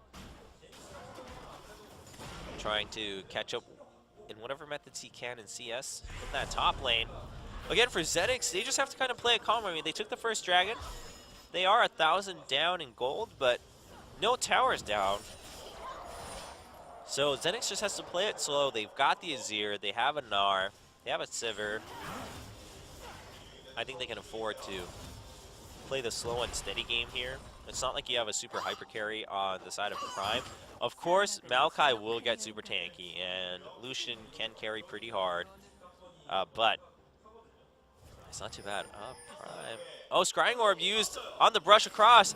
Trying to clear the ward. TML gets a little too eager. Oh, the Sejuani ult misses and they pull TML in. There's explosive cash. TML gets caught. And a kill for Prime. Xenics, they seem a little trigger happy right now. Just a little bit. Oh man, I feel like TML could have waited until they actually just walked forward to clear the ward itself, because Prime had no way of knowing that Xenics was still hiding in there. They used a Scrying Orb to check the further brush. Grau is still here to help pressure this lane, trying to deny a little bit more CS from Lunar. And Shaft, and they're actually just going to chase Lunar out. Shaft gets left alone under the tower. That wasn't the plan for Xenics. Another kill for Prime. We are en route to a match point after this one, ladies and gentlemen. Prime trying to take as much of a lead as they can to tie up the match score 1-1. Xenics, I mean, I just finished saying that. I think Xenics just has to play it slow and steady. And here comes Prime with some good counter-aggression, or preemptive aggression in some ways, against Xenics to get a 4-1 kill lead. They are 2,000 gold ahead now. And it's a little bit of a different story than it was 2 minutes ago. And we are seeing TML. Why is TML there? Oh, I guess he just walked in to try to ward, and then he flashed the wall. I'm pretty sure, because I saw the flash protocol and just went on cooldown. And there's no way he flashed into the enemy jungle. So TML making things interesting for Prime. There's a body slam from Catch, but not going to matter. Does not connect. Meanwhile, Lunar takes a lot of damage from Nuclear, but Nuclear is out of mana, so he's not going to chase through. And also, Shaft is still here. Well, Shaft just chilling out on that ward. Shaft is spending a lot of time here in the bottom lane, which is giving Catch a level advantage also alongside the top lane level advantage. Soul still one level ahead. Meanwhile, Catch trying to make something happen in bottom lane. Candy calling for help, or in the mid lane rather, where Candy is calling for help on the Xenics side of things. Excuse me.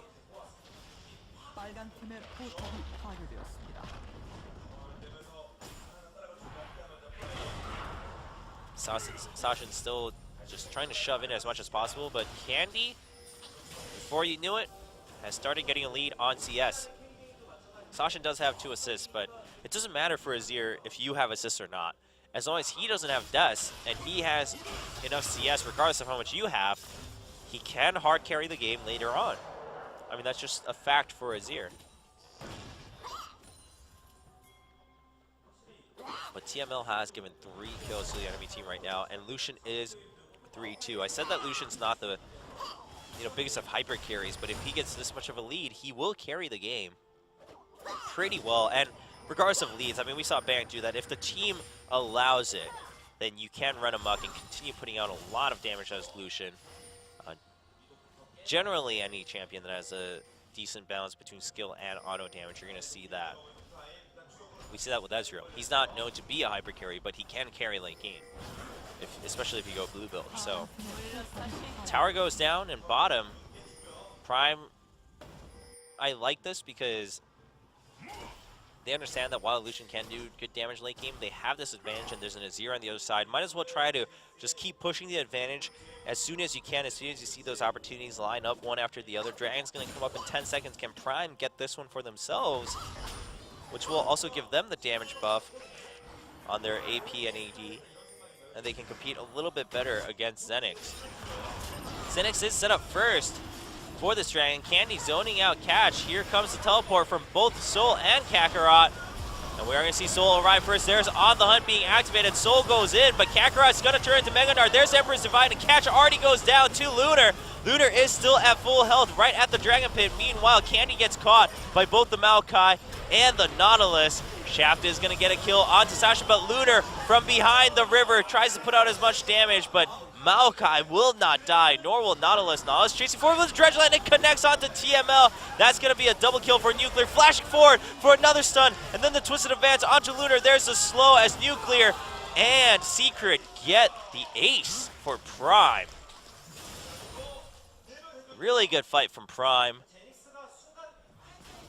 Although Lunar stayed alive for quite some time, Lunar also wasn't able to put out damage the entire time given his positioning. So Prime was able to finish the fight with Nuclear being alive just as well. So Prime trying to take this dragon right now. Catch is back here with full health, full mana, and smite.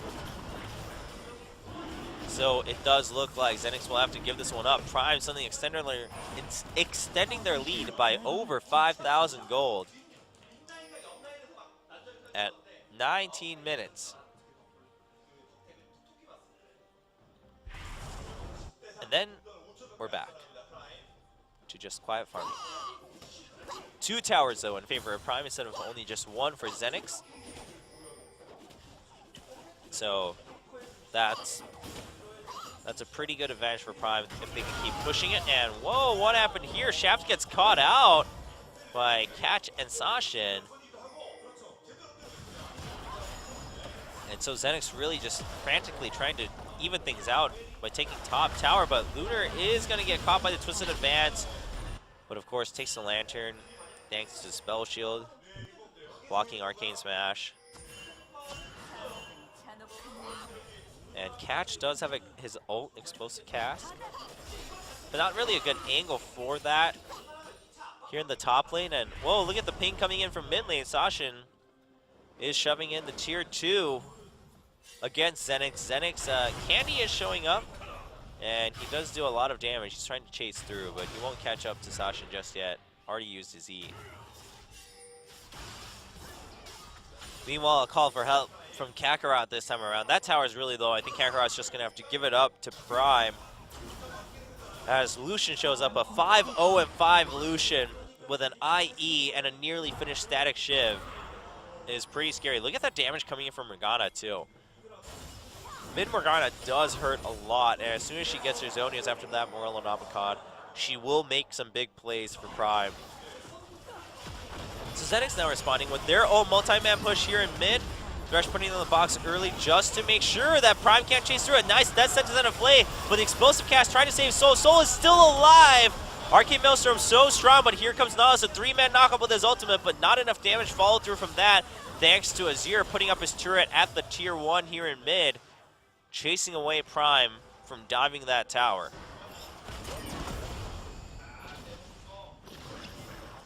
And they couldn't steal the blue either, because the fight was extended, so Prime should be able to secure that for themselves. But Catch a little bit scared because he doesn't have mana, and Morgana's not there to pick it up right away. Kakarot will steal the red, though.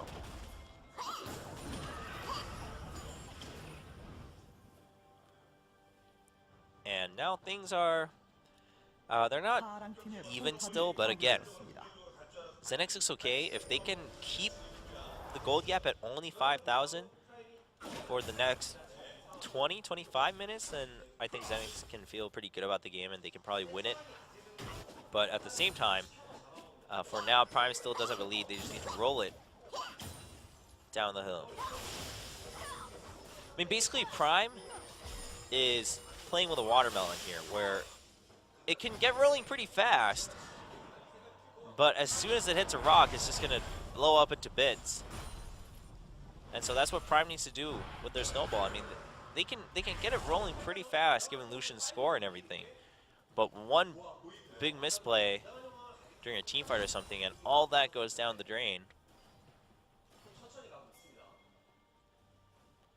And meanwhile, Xenics has no intent of rushing the game. I mean, the only time they have to rush is like the last, I don't know, 3 to 5 minutes where Prime started trying to rush in all these advantages. Xenics just has to respond, and so Xenics just needs to keep their head in the game. If every time Prime tries to rush in an objective, which Prime wants to do, but if every time they do that, Xenics can counter with one themselves, then Xenics is okay with that, as long as it's not an inhibitor for a tower or something like that. So Xenics so far still in okay hands in this game. Dark Banding not gonna hit Shaft.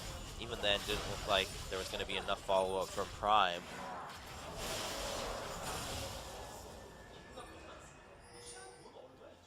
Meanwhile, Nuclear. Alright, well, we're looking at gold here for all the members. Nuclear is sitting at 400 gold. He pretty far from a last Whisper. A minute and 20 left until Dragon. If he shows up with a last Whisper at the Dragon, it'll make a big difference, especially because Kakarot actually has no armor right now, only magic resist.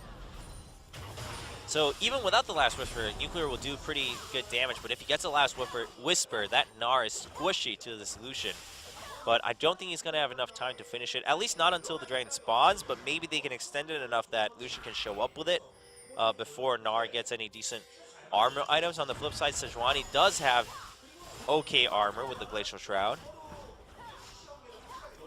Meanwhile, Azir looking for that death cap here for Candy on Xenics.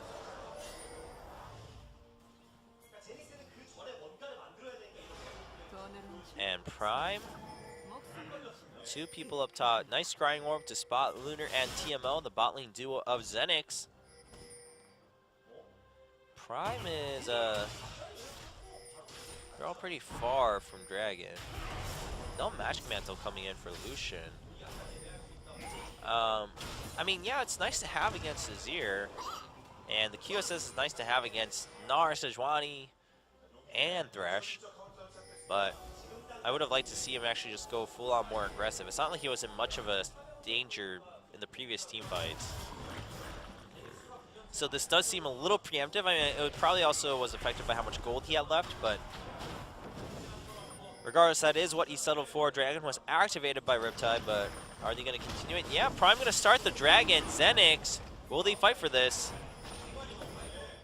They are trying to drag it on for as long as possible, but here comes Maokai from behind, but there's the Emperor's Divide, keeps him back, but the culling will finish TML. TML does eventually go down to a nice culling, and then the flash over. Double kill for Nuclear against Lunar, and Nuclear comes in. Kakarot also gets killed. Triple kill for Nuclear's Lucian. What did I say? Gnar with no armor. He buys the Chain Vest now, but it's a little too late. You can see a little bit of the same smirk that Piglet had in that clip. It's like the, ha, I'm back. That kind of smile. And Nuclear, 8-0-5. When you can see why he was frustrated against Samsung, he clearly has a lot of pride in his AD carry play. And he did just get a triple kill. 8-0-5. Feeling pretty good. 1,700 gold left in the bank for Lucian.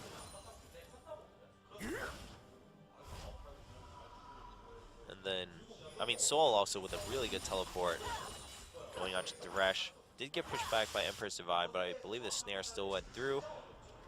And then the Morgana Dark Binding hitting Thresh, giving Nuclear time to kill him with the culling, and then continue putting out damage onto Lunar's Sivir.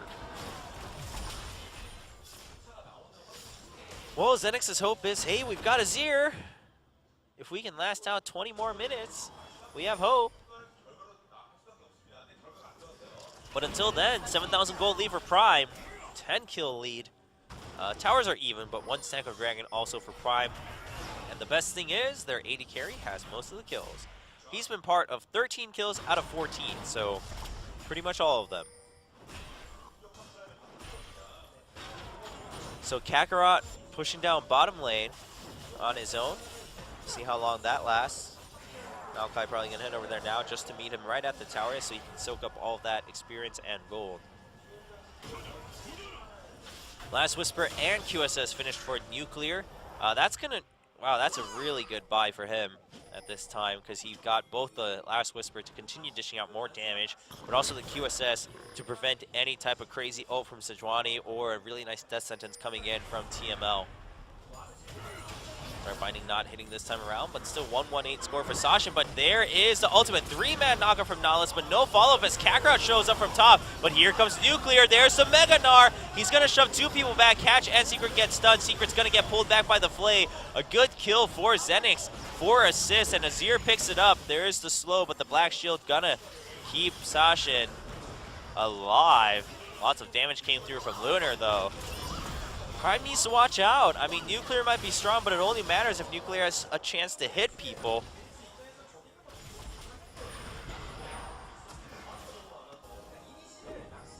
And what is Xenics going to do here? I mean, the Scuttle Crab is going to see them at Baron, so I don't think he can do that, especially when you still have things like Morgana waiting to go in. Morgana doesn't have a Zonias yet. They're still just going for a lot of damage first, so she can't jump in with her ultimate anytime too soon.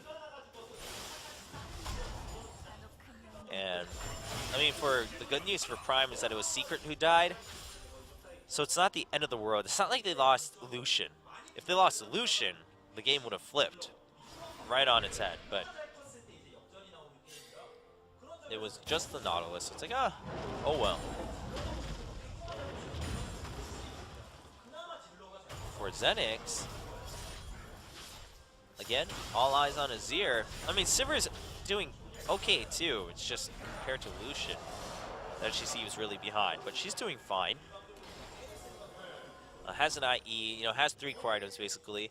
Azir has 2.5, which is sort of poor. TML gets caught by Secret, but maybe Secret got caught by all of Xenics as he goes down to Candy. I think Secret underestimating the damage that can come out from Candy and Lunar here. And Catch is going to show up at Baron Pit, but he's got to watch out. He takes a little bit of poke from Candy. But yeah, Candy only has 2 core items for now, so not able to do as much damage to the front lines of Prime. Still will hurt against the likes of Nuclear. And Sejuani tries to chase through on Catch, but Catch body slamming away as soon as he puts the ward down out of fear.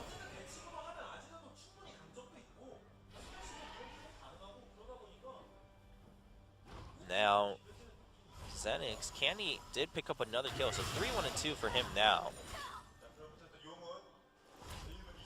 Can he come back into the game and put Xenics in their spot for Champion Summer 2015, or will Prime extend the match to the last one and say, we still want that spot, we're going to take it away from you right under your nose and try to win a 2-1 series? We'll find out soon enough. At this point, so much of this is based on how much do both teams want it, because their careers get shifted heavily depending on this last match. I mean, for these guys, sure, they're on an organized team, but they have not had a chance to play in Champions before. The organizations have in the past, but not these rosters. So all 10 players really desperately wanting to get in. Prime also has 8 people on their roster, so I guess overall they will be giving more joy to more people. Because 8 players will be happy. Compared to Xenics, who only have 6 people. Next Dragon up in 20 seconds. Prime leading 2-1, and Dragon stacks. Will they get the third one for the movement speed buff? They are up 6k gold. They have also shoved, I guess both sides have been shoved in all the tier 1 turret towers on both sides. Vision is actually pretty lacking on the bottom side of the map by both teams. So that's not the biggest issue, nor the difference here. But hey, hello Soul. Already down to half health, but he's getting pincered pretty hard. We do have Sejuani and Thresh. There's the Flay and the Death Sentence. Nice prediction on that flash going forward by Soul. Soul is pretty tanky, so how long can he last? There's the culling, and there goes Shaft getting pulled back by the dredge line. Nuclear gets a kill. He goes legendary. 905. Kakarot gets held back by the Dark Binding. Transforms into Mega Gnar. That doesn't give you the right to break out of the binding, though. And Prime with a good gank onto Shaft and Co. on Xenix's side of the map. Leading the kill score 15-6 now for Prime. Lucian is very strong. Now, all of Prime now had the chance to go back home. get some new things, new shiny toys, and then come towards Dragon. Looks like Xenics will just allow it. Yep, 4 people already there. Morgana just gonna farm up any jungle creeps that they can.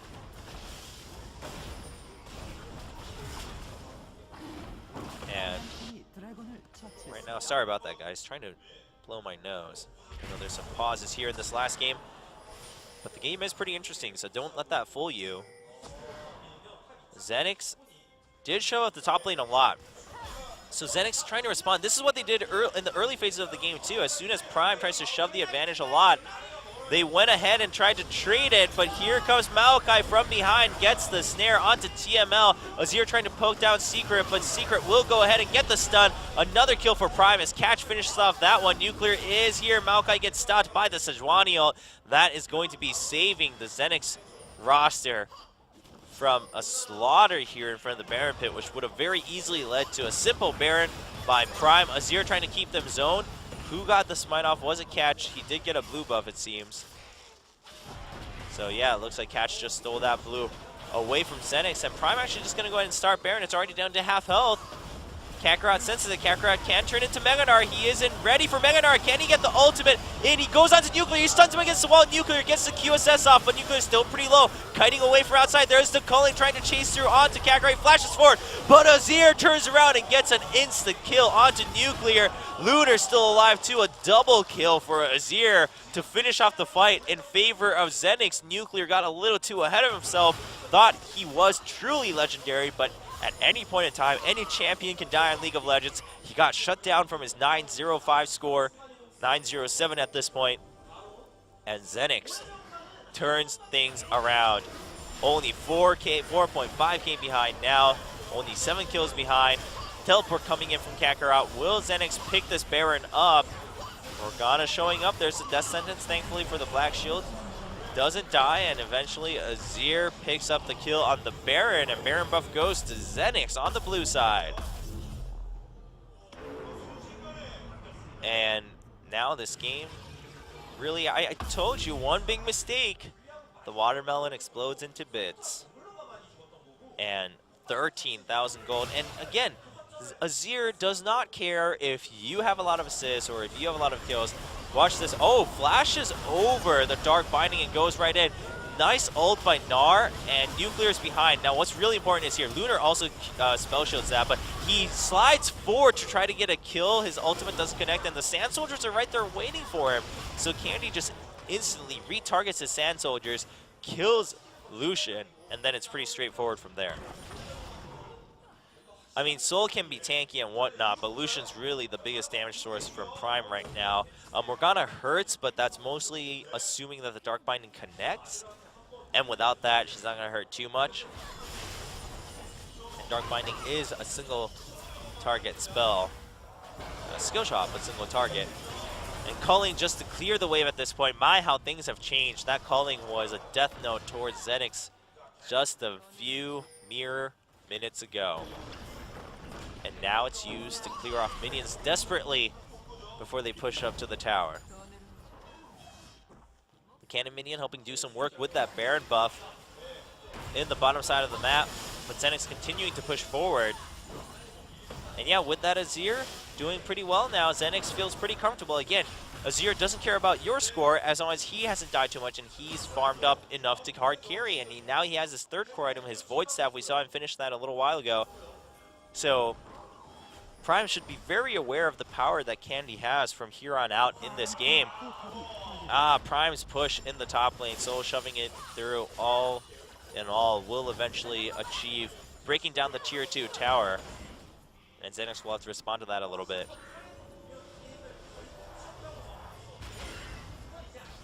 And Sivir also has a lot of damage. Luden's Echo now done for Candy. Suddenly, now at 4 core items. Very quickly getting big here for this Azir. He can push, he can do a lot of single target damage. He has Emperor survive for dislocation during team fights. This Lunar gets caught. There's a spell shield, but he gets knocked back with the explosive cask. Oh boy. I don't know how much more excited I can get about these plays that simply extend the game. Xenics, Lunar getting caught out, and that allows Prime to try to get their lead back. Xenics still did close the gold gap ever so slightly, and like I said, even if the gold gap stayed the same for the rest of the game, Xenics still had a good chance of winning if it continued to stay that way, because that means they were playing so consistent enough that Candy could continue to grow.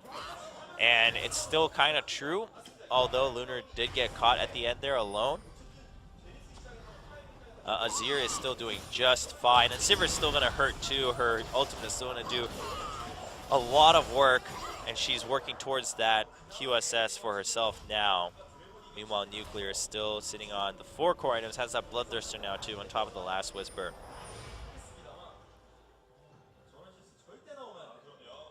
Meanwhile, Kakarot has been building up his tank collection once again, and the same for Soul. Thornmail on catch too, that's a pretty good pickup. So Lunar can't make any mistakes like that again. Can't afford to get caught out, because you have 1 spell shield, but they have like 7 forms of hard CC, so. Dragon up now, 3 stacks for Prime. That sends it on to Soul, some decent damage, but not too crazy. Soul will happily still rejoin the fight. Mega Gnar was just used though, so Gnar is fatigued. Can they hold off long enough for Mini Gnar to start getting angry again? That's a big question for Xenics right now. And I think, you know, if you see that, you should just start the Dragon here for Prime. They do. It's still a little risky, but Soul doing his best Kakarot impression, and we do have Prime taking that Dragon, leading 4 stacks to 1. Prime needs only 1 more Dragon for the 5-stack buff, where it doubles all of its bonus stats. And that will make Prime a pretty strong force in this game. Meanwhile, oh wow, nice spell shield. I mean, these are the things that Lunar really needs to watch out for. Part of it, I think, was the minions eventually showed Morgana right before Dark Binding came through. Otherwise, also really just good reaction speed in general as the binding came over the wall. Meanwhile, Soul and Kakarot have been trading places, just farming and pushing lanes back and forth. Both of them quite tanky at this point in time. Frozen Heart on Shaft on Sejuani. That's going to help a lot against Lucian.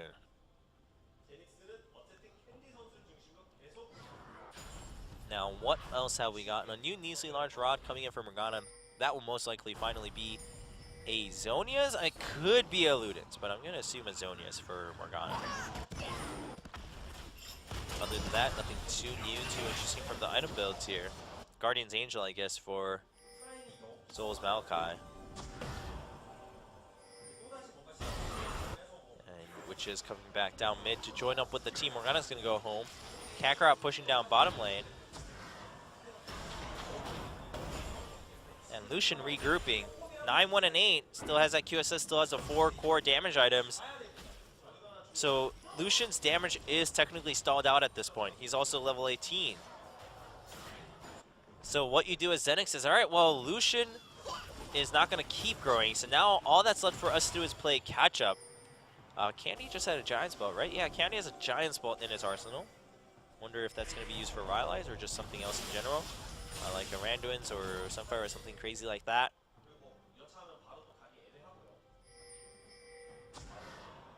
Meanwhile, Baron up in 5 seconds. Can Prime get it? They're trying to get vision in the enemy jungle right now. Candy trying to whittle down members of Prime so they can't either dive the tower or go for Baron. A lot rests on Candy in this game, as often does for Azir players, on their shoulders. And, wasn't able to clear that ward, so they know it's there. They're going to go ahead and clear it now as Gragas provides more vision. True vision around the Baron pit. Shaft gets a little curious, and it's okay because he just puts a ward down from over the wall. And catch, yeah, we'll have to back out there.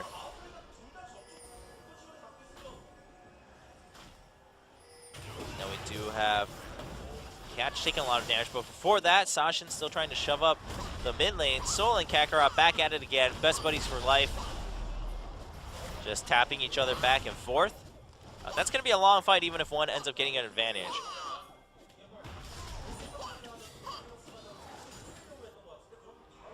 And, alright, well, with Maokai down bottom, well, do they start the Baron here for Xenics? Probably not, given that the tier 2 in mid is a little bit of trouble. Prime decides, alright, well, it's time to push through, but here comes the teleport from both teams. We do have Kakarot coming in from a little bit further behind. Culling trying to keep them zoned, but here comes the Sejuani ult. Will it hit? Oh, they do flash and jump over that corner of the wall. Nice Dark Bind to keep them at bay. Kakarot is pretty low on health. He can transform into Mega Gnar, but Prime disengages very cleanly after taking an advantage with that tier 2 turret.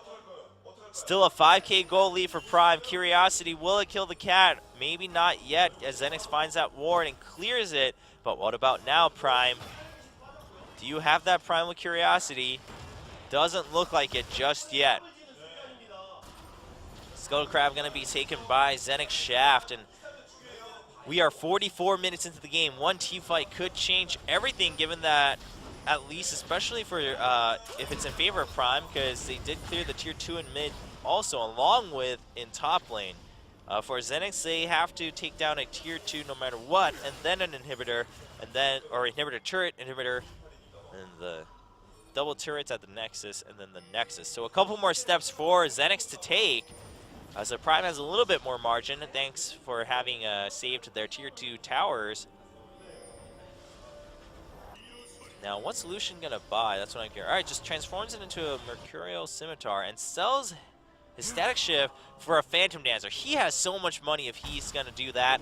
So, Lucian goes ahead. He didn't buy an Elixir, though, so I guess not that much money. Just wanted a little bit more guaranteed attack speed, movement through minions, etc. from the Phantom Dancer. Dragon up in 40. I almost said 40 minutes. My gosh, that'd be crazy. Dragon up in 40 seconds. And Prime getting pushed back a little bit, ever so slightly here in the mid lane, but that also means that Xenix could be in trouble for a pincer. So because of that, Candy puts up his turret in that mid tier 1. And now Prime will not be able to flank them from all sorts of angles. Scuttle Crab is there in favor of Prime, showing vision.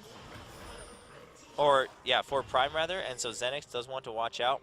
Yeah, Xenix cannot have any member a little bit too far separated because Explosive Cask will do work.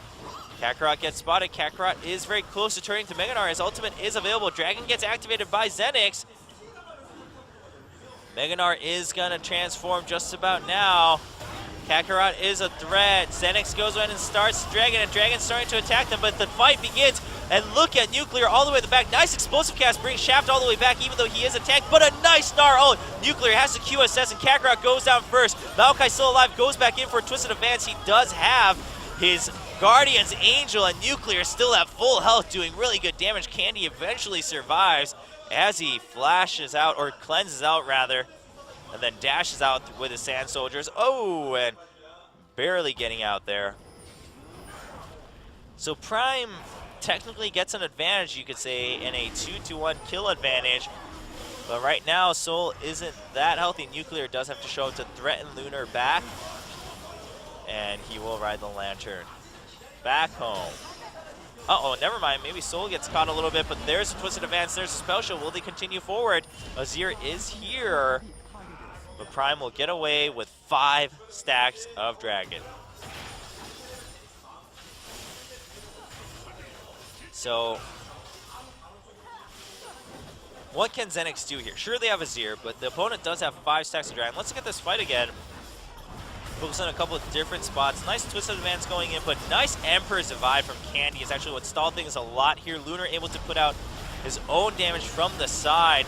Shaft flashes back out. A nice 3-man stun from Gnar's ultimate, but a good QSS from Nuclear allows him to come back into the game and dish out damage all throughout the fight.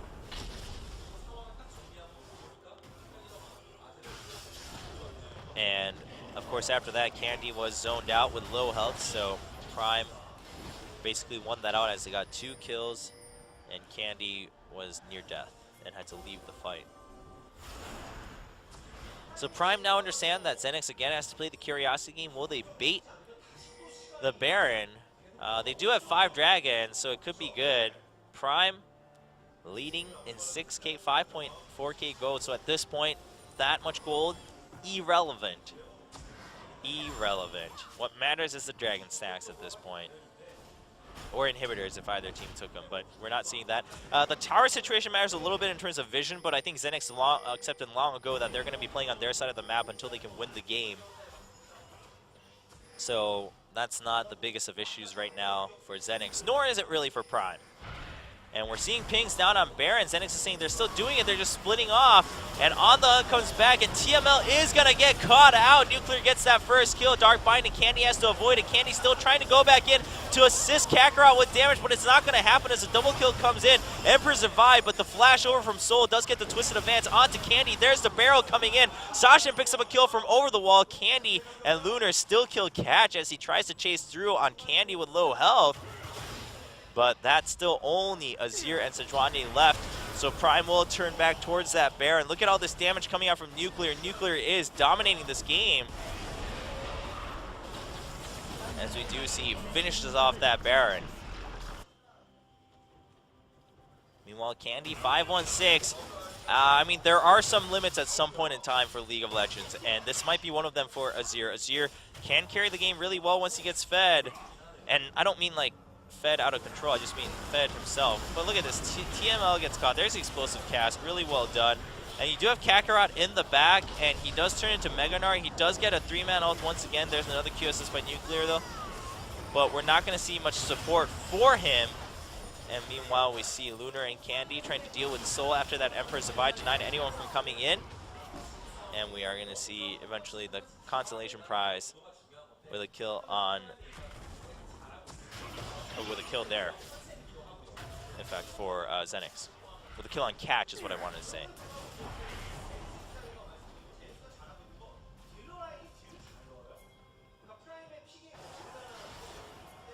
And now Prime, their 5th Dragon stack has ended, so they're going to have to wait to get it again, but they have Baron now to carry them over till that point.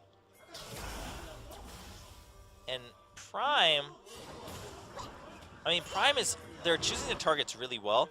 They're focus firing really well, and Lucian is dodging a lot of damage really well, in my opinion. Look at that culling. I mean, it would have killed Lunar if Lunar got hit by every single one. I guarantee it. Even if he spell shielded one of those bullets, Nuclear would have killed Lunar. 1v1, no problem. So Lunar does have to watch out a little bit, because if Lunar gets caught by any crowd control, Nuclear will focus fire that Sivir first. Meanwhile, 2 cannon minions going at it at the inhibitor tower. And Xenics, not really a way to answer that. Sivir the only one who could from afar. And there's Booming Blade, helps kill off one of them. And then the second one with the Static Shiv and the auto attack.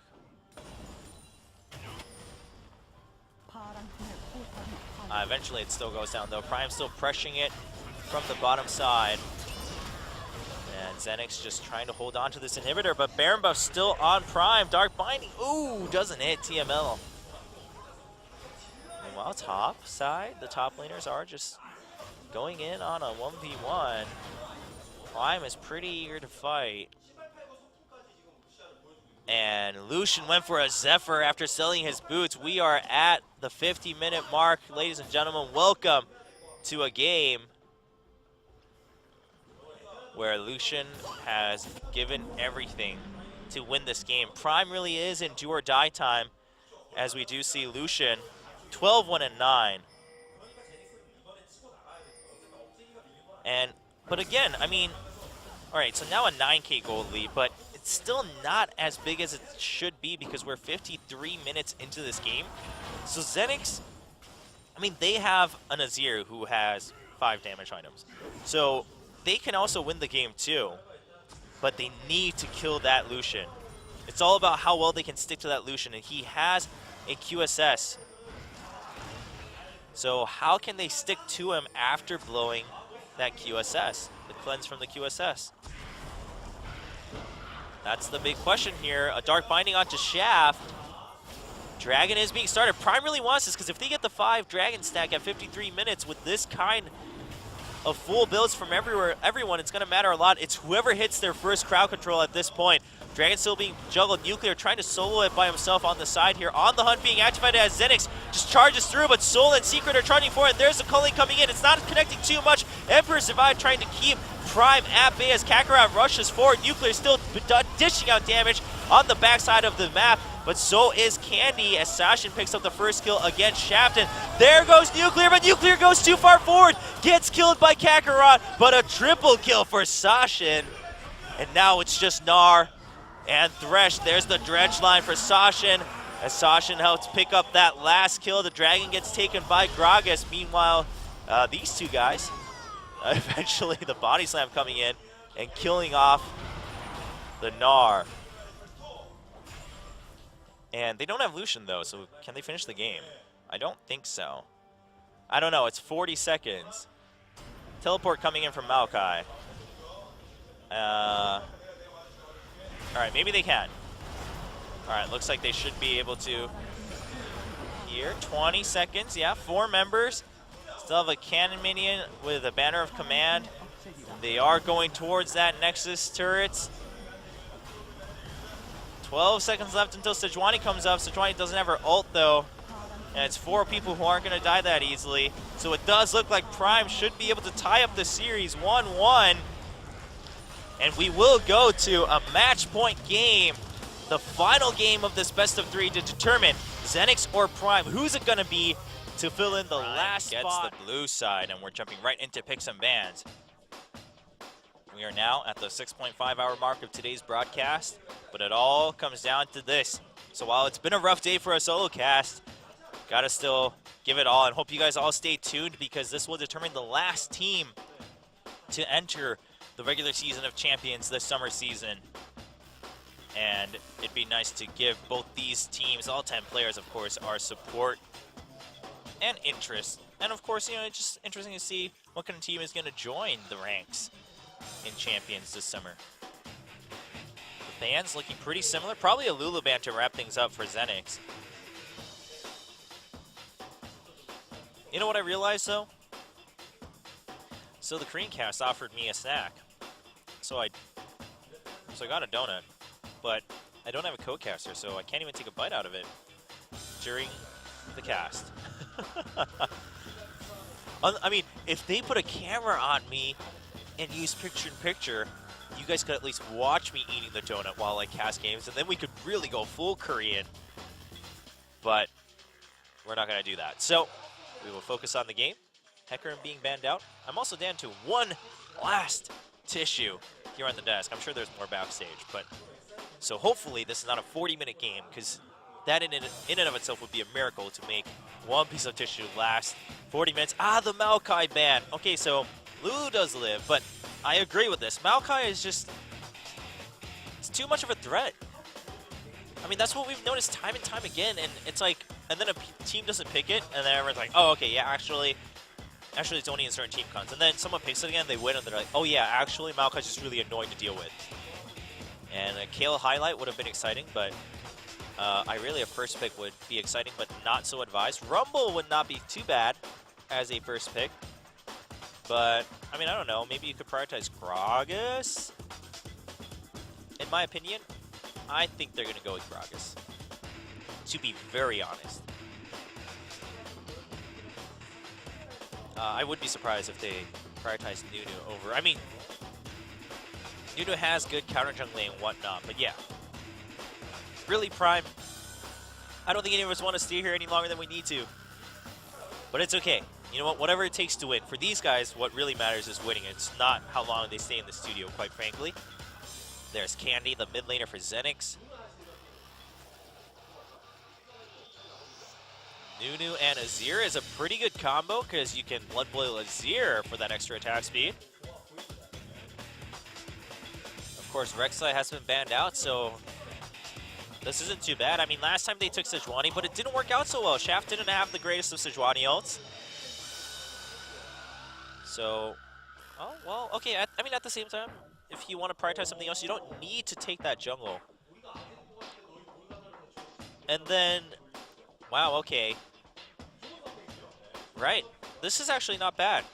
Because last game, Sasha responded with the Morgana against Azir, and it was pretty good. The Morgana did a lot of work for Prime. I mean, of course, the hard carry was Nuclear on that Lucian, but Morgana did a lot of work for the team. So basically taking that away from Prime at the same time, probably going to put that on support. Now what this means is we'll probably see... Oh yeah, Lulu is open. We'll probably see Lulu. Or we'll see Ziggs. One or the other.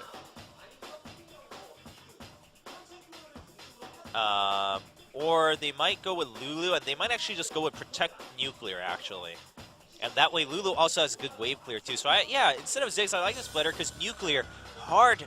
I mean, in terms of damage and score, Nuclear hard carry that last game. I mean, sure, Morgana did a lot of work, and everyone... I mean, Maokai charged through really well. Nautilus put down some really good CC, etc. Really good explosive cast, too, actually, from Catch. I think that's going to matter a lot, too, in this game. But at the end of the day, Nuclear also did really good micro on his own and made that work. Kog'Maw being highlighted and selected.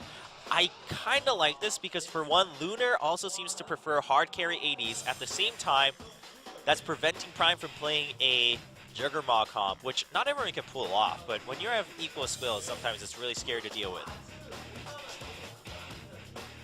So Nunu, Azir is good synergy. Nunu and Kog'Maw is also really good synergy too. So Xenics going for their own hard carry comp. It's at the same time their mid laner is Azir, so it's like there's like a pro and con to this, right? Because you have two targets for Nunu's Blood Boil, but at the same time you don't have as much protection for Kog'Maw, so a lot of pressure on Lunar. But I guess then the other response is, but if Kog'Maw dies, Azir is there to carry, so fair enough. And Morgana there to help out too. But I am liking how things are looking for Prime. And then Sivir, that's fine. Sivir's damage is not known to be the hyperist of the hyper carries, but, I mean, basically Sivir's not known to be a hyper carry. But any AD can still do a lot of damage late game. Sivir has a lot of movement abilities to begin with. And with the rest of the team, I mean, that's a lot of movement on whoever they need it to be on. Rumble gonna go top. Meanwhile, Sion coming.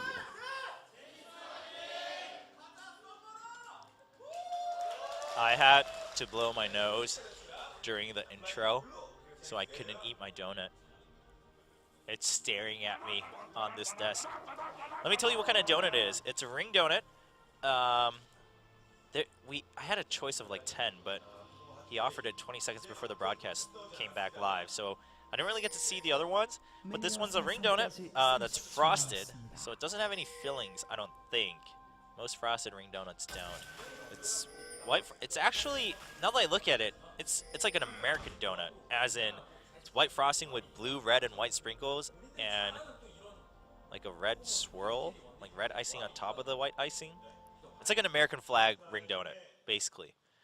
And we have a pause, so let me tell you more about this donut. There also appears to be what looks like black pepper, but is most likely chocolate powder from a different donut that was in the same box. So now I'm actually wondering if there was a jelly donut. Jelly donuts are probably my favorite donuts when it comes to whole donuts. Boston cream donuts are pretty good too, but I also have a fond memory of jelly donuts because when I was on math team in high school, we used to always take... Yes, I was on math team. I know, how shocking.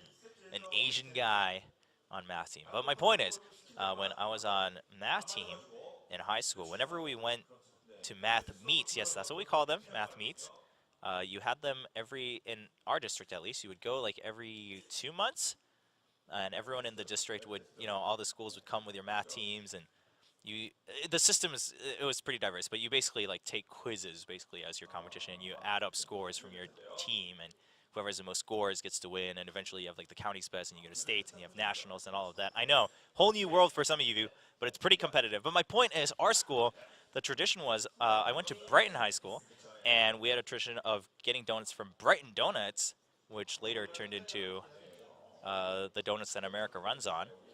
But we would always buy like several packs of those because we had a lot of members. And sometimes, our members who didn't always take the quizzes that day would come to just hang out. So we would buy, maybe like 2 dozens of regular donuts and then the Munchkin donuts. And the jelly donuts were the best there. So I have fond memories of those. But Boston Cream is pretty good. Sometimes there are some crazy other donuts that I'm up for trying all these crazy new flavors, but generally with any type of food, any crazy new innovative flavor is usually not so hot, except for like seasonal ones. That's okay. Like pumpkin lattes and stuff, like that's pretty cool. Pumpkin pie is also pretty cool. Pumpkin pie is actually great. But I'm talking like, so Korea had this I'm going to talk about this for a little while because we're looking at Scion die at level 1, which is not too exciting anymore. So Korea had this craze for some time, it's dying out now, about honey butter flavors. I know, it's weird. I haven't tasted most of them with that flavor, so I'm not exactly sure what the merit is. But what happened was that there were these chips called honey butter chips. And they were potato chips that were supposedly flavored like honey butter, which I really think only meant that they tasted like honey. So honey butter chips. And the whole deal with them was they were always available in limited numbers at convenience stores. And so it turned into this like cult following and people were trying to like reserve them at convenience stores. I know, how crazy is that? You call up your local 7-Eleven and you're like, hey, so you want to save me a pack of honey butter chips? Like, I'll make sure I pick it up right away. I come to your store all the time. Can you please save me a bag? Anyway, that became this fad, and then suddenly everyone was making honey butter everything. We have like honey butter flavored almonds, honey butter lattes at coffee shops, honey butter chapstick. It got really out of control. Korea does that. When a trend happens, it happens. Like you can't ignore it. But anyway, I think that's filled enough time because we saw some interesting things like this dredge line, which resulted in some damage. But that's about it for now in the first 3 minutes. But Nuclear on that Sivir, he did really well in the Lucian last game. We'll see if he can carry Prime into Champions, or if Kakarot will block his path with the giant Scion that he plays. It was a scary Scion, even if it lost the game. Meanwhile, Kog'Maw up here, this is like watching Deft all over again. I remember watching Deft solo laning as Kog'Maw so often with Heart just roaming around. And what shocked me the most was how not often Deft was ganked. I mean, it's Kog'Maw. I don't know, it just... I mean, if you're pushed in this much, obviously you're not going to gank the Kog'Maw, but there would be times on the old Samsung Blue where Heart would like leave when the lane is mid lane and top lane, and Kog'Maw's there all alone, and they wouldn't gank the top lane. Nice Black Shield by TML. And then, Deft would just hard carry the game later on. Both junglers just... Uh-oh, Catch actually just went home, though. But it is Nunu, so I don't think Prime has too much to worry about here from the Nunu gank. So all things are quiet once again here on Summoner's Rift.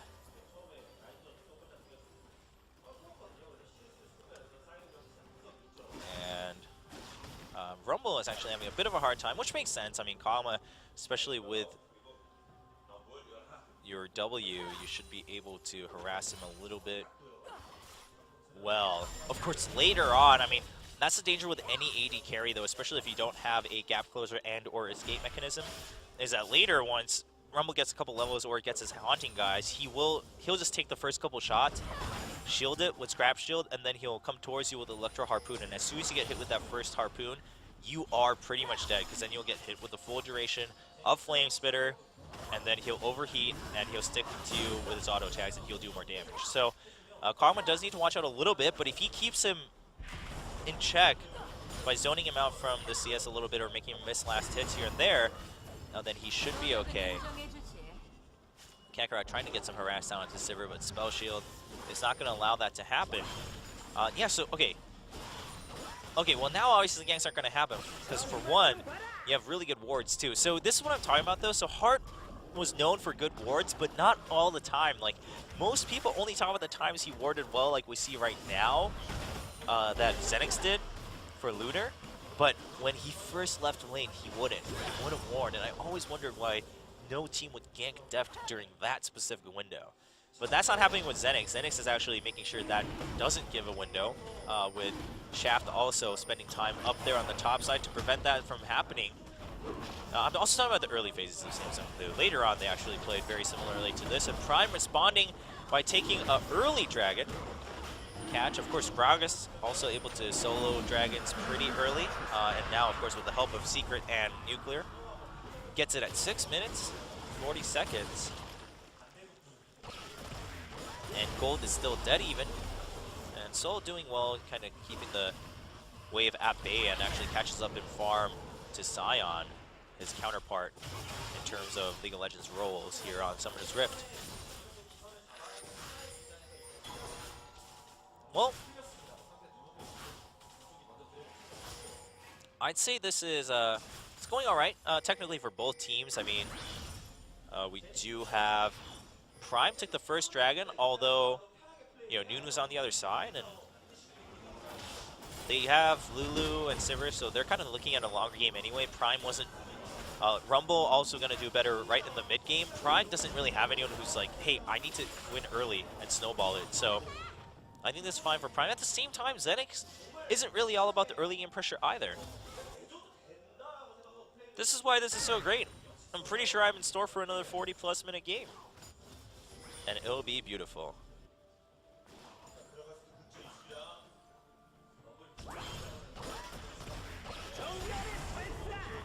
And so, not Kog'Maw, Morgana comes back up top lane. Kog'Maw was in top lane the whole time. Along with Kakarot, actually. Kakarot does have his ultimate. Uh-oh. No flash on Soul. And here he comes. Yep, he's going to land right on the equalizer, and there's Catch. What a turnaround. Soul will eventually go down, but a double kill for Catch. And the Sion will force the flash from Catch, but man, what a turnaround from Gragas. That Soul was like, hey, I hear Sion's ult. I bet if I stand behind my tower, he can't hit me, which was accurate. Oh, but here's Shaft. Goodbye, Gragas. Shaft will live. One that was close, though. But that was pretty funny, because he was just like, stand behind my tower, put down Equalizer, and then boom, Gragas keeps Sion and Kog'Maw on the Equalizer, finishes off the Kog'Maw kill with Explosive Cast. Eventually goes down to that Nunu gang, along with Morgana. So they are tied 2-2. Gold is also tied. Still. So just some action. Haunting Guys does go to Rumble, though, thanks to the 2 assists.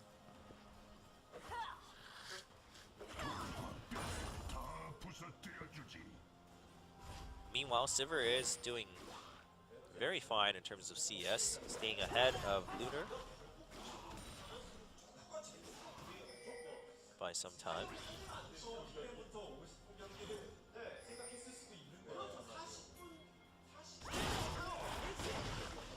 And TML hanging out here once again. I mean, still no flash on Rumble, and that's when you want to take advantage of ganking Rumble, because Rumble has no escapes. I mean, sure, Scrap Shield can give you movement speed, but it's not to a point where you can like escape ganks really well. It's just that you can either chase a little further, or you can escape 1v1s a little well, or maybe like dodge a really crucial skill shot.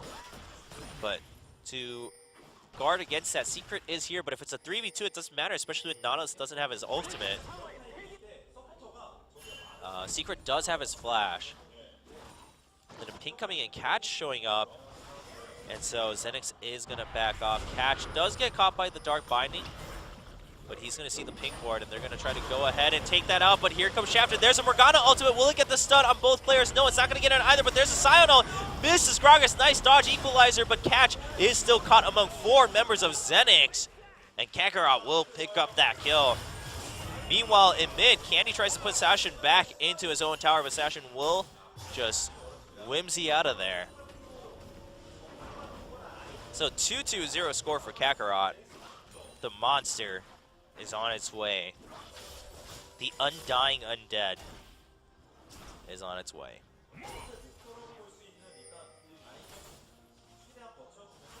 But you know what's really important is that Candy's Azir is doing just fine. And that is what's going to matter when we go 40+ minutes. Kog'Maw 0-1-2, not too shabby either. A little bit behind in CS, 15 or so, but that does have 2 assists, and you know, it's not like he's doing terrible. Of course, a little bit below the standard of 10 per minute CS, so whereas Sivir is keeping right up with that. They have different power spikes, and once you go 45 minutes, the 15 CS won't matter. Secret's still level 5. TML is level 6. I mean, we do have quite a few level discrepancies here. Kog'Maw still being a level ahead of Nuclear, along with TML ahead of Secret.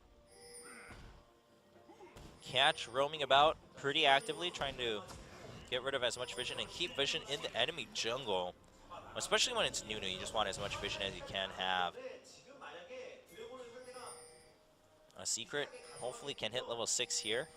Didn't see his experience bar last time we checked him, but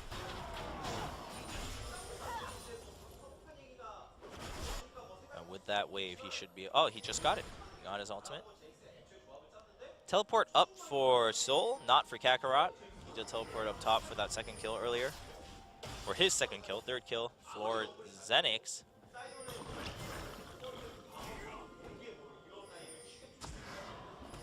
Another ward, and this is the dragon contention happening here. I mean, Prime knew the dragon timer. Xenix kind of guessed it, and both teams fighting for vision around there. And as soon as Catch leaves, Xenix wants to go in and start that dragon. I mean, they do have Nunu, and they lane swatch back to make sure that they have this duo here to secure that dragon for themselves. Kakarot, all 5 members here actually for Xenix, but Secret up there. Nautilus does have his ultimate. Catch also has his explosive cast. Shaft is in the dragon pit all alone, so Sion trying to shove everyone away with his ultimate. Secret gets caught, is exhausted. There's a nice equalizer, but there's an explosive cast. It separates everyone from Xenix off of the equalizer. Lunar does have to flash over the equalizer to run away. He will eventually go down. Shaft trying to slow everyone down with absolute zero. Catch does go really low, eventually goes down, and Nuclear is still alive doing damage. Lunar is down. And Prime finishes the fight with a 4-2 kill advantage, and they'll go back to the dragon. At the end of the day, with both of these teams, I think it really comes down to their AD carries. It's whoever lasts longer. Part of it is because both of them like to play carry-style AD carries and seem to pride themselves on their mechanics, but it's really going to matter a lot, especially if Kog'Maw was the first one to die. For Sivir being the first one to die, it might not matter. Well, actually, on Prime side of things, because Sivir is their main damage dealer, it's going to matter a lot too. So yeah, it's really going to come down to which AD carry survives longer at the end of the day. And that time, it was Nuclear. And Candy 0-1-2 on Azir, but Sasha also 1-0-3 on Lulu. And while Lulu generally more of a supporting utility mid laner, that seems to change when Faker plays her and a couple other players around the world. So, I mean, you'll still have a lot of utility, but you'll still also do a lot of damage with Glitter Lance and help picks. Meanwhile, Trinity Force finished for Lunar on Kog'Maw, so that's an early power, or that's the first power spike for Kog'Maw there. We do have Infinity's Edge for Nuclear also. Not as crazy of a power spike though. I mean, it's a lot of stats, but Trinity Force just offers so much more for a champion that, you know, uses a lot of skills. Secret running towards that top lane, gets the dredge line onto Kakarot. Kakarot does have flash. They're trying to force it, but a lot of damage coming in. I mean, Kakarot doesn't have any. Oh, okay, he has a Ninja Tabby, but he doesn't have any tier 2, tier 3 armor items. So Sivir doing a lot of damage just with that IE. And they force him out. Whoa, what's happening here? Soul gets caught. Flame Spitter and Equalizer not working out for him as they just step off and then use the Absolute Zero to help kill him. Lunar also getting that assist from the side with Bio Arcane Barrage. And Soul does get shut down. Meanwhile, Sashin secures the mid tier 1. So 2 tier 1 towers getting taken down, and Sivir still pushing that top lane tier 2. Prime will have to back off of that one, though, because you got to know that people are missing from Xenics now, and they're probably going to show up in that top lane.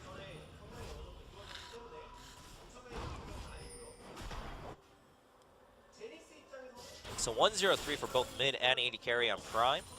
2-2-4 for Rumble, not the worst of scores, but 68 to 100 CS for his counterpart on Xenics and Kakarot Scion.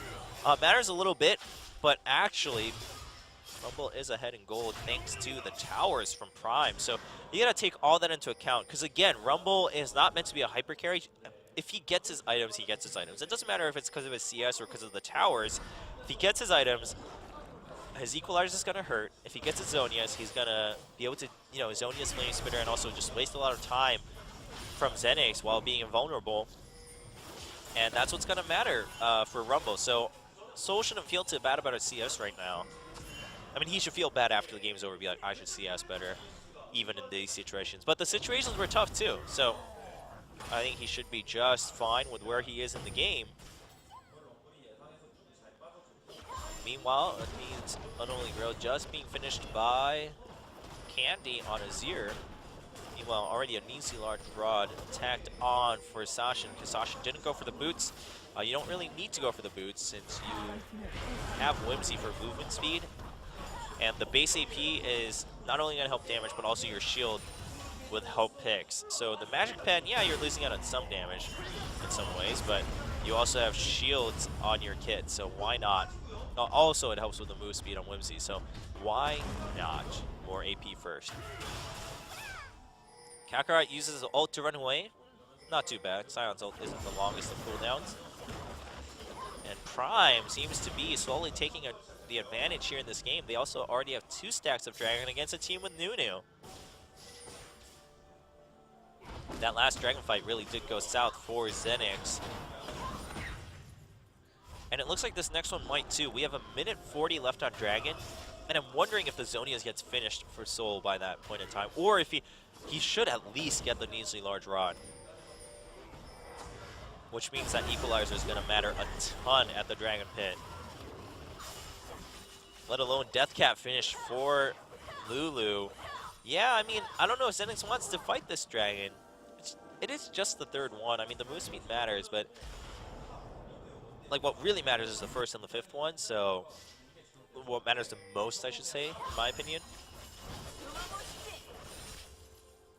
So I think Xenix can maybe just try to stall them, maybe try to trade a tower for it in mid. They did push out both the top and bottom tier 1s, so it's up to Xenix how they want to do it. Now, the danger in shoving that mid is if they don't clear it in time and Prime gets Dragon and starts to try to pincer them, they have to run into the Baron side of the map because they don't have their tier 1 in mid, and they'll have to take a long way around to escape any fight from Prime. And Soul could put down an Equalizer to cut that retreat off. So Xenix has to time it really well if they're going to just choose to trade tower for Dragon here in the mid lane. Dragon up in 25, 1,300 gold here for Soul. And I guess he won't have, all right, he won't have enough gold if Xenix either forces a fight or goes for the Dragon first. He won't have enough gold for the Easily Large Rod. His teleport is up though, so he might just try to like farm it out at the very end, but Sion's right there, so he's just gonna start regrouping. As Xenix tried to hide out, but they're just gonna leave there. They didn't want to go caught out in the middle of nowhere. And Shaft almost gets caught. There's a slow from Catch, but a snowball in return. And Soul is going to go back to lane as Sion keeps pushing the lane. Rumble is also level 11 though, so level 2 Equalizer is available. Of course, Sion does have a level on him, but the point is Equalizer is level 2, which matters a ton at the same time.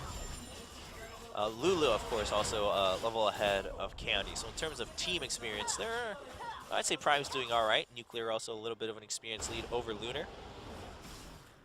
But in most cases where it matters, you've got the second ult. All right, 1,600 gold for Rumble. Will he just go back for the Neasly Large Rod and then teleport in? Looks like it, but as soon as you see him porting back, you look at Saya. He's shoving that back in, and he says, you're not going anywhere. If you go, you're losing this top lane. Sion also has his ult, so he's ready to disrupt the Rumble teleport, and Rumble's equalizer missing is going to matter a little bit more than Sion's tanking in this fight at the very least. Because worst case, I mean, Xenics can just try to poke them out. But because Rumble's good at clearing the lane now too, Sion just going to back off at the same time. Not enough gold to get the full Zonias, but needs a large rod and maybe a ward here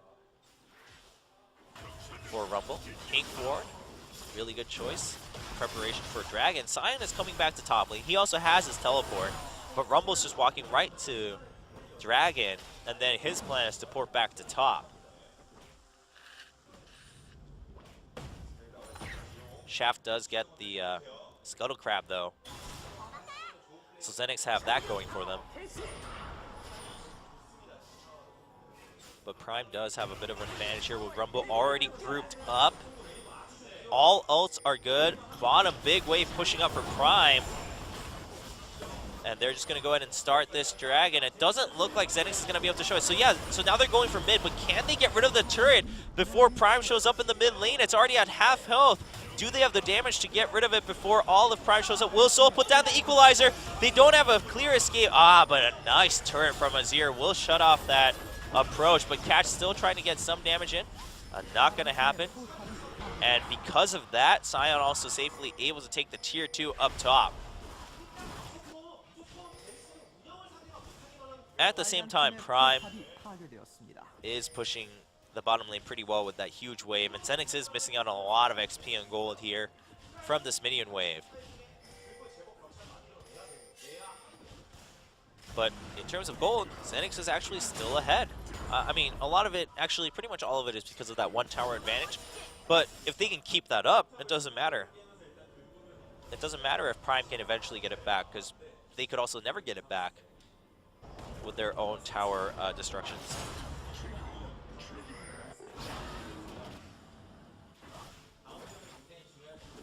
All right.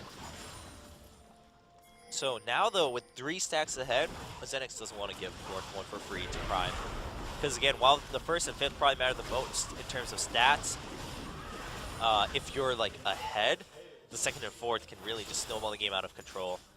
And also, again, like I talked about in a previous game, having that 4th one adds just so much pressure for the 5th one for both teams. So Xenics probably doesn't want to deal with that. I don't know, if I was Xenics, I wouldn't want to deal with it. Also, yeah, Banner of Command, I want to talk about that. Saw him use it in the top lane too while he was taking that tier 2. Rushed it after the Spectre's Cowl because he's been split pushing a lot. So why not? I mean, it has generally good stats too. But a pretty good pickup in my opinion for Sion here. Azir is still just farming up. Okay. But, you know, not time yet to shine. Only has 1 core item in Athene's Unholy Grail. And we don't have the Locket of the Iron Solari finished yet for Shaft, so not fully prepared against that double AP coming in from Prime. More than anything, the equalizer coming in from Rumble. Zonia's is finished for Rumble during that time, though, so Prime has that going for them at the same time. Blade of the Ruin King also here for Lunar.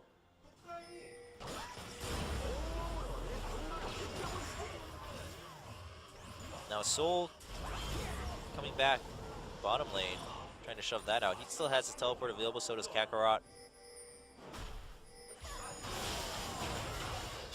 And what's the plan here for both teams? I mean, Baron looks to be a little bit of a point of contention, at least in terms of vision. And that's really only going to last until the next Dragon, because the next Dragon is going to be pretty important. Of course, Prime doesn't want to trade Dragon for Baron either, because it's not the 5th one yet. Even with the 5th one, the Baron allows so much pushing power that generally you don't want to deal with it too much. I guess Prime also has the...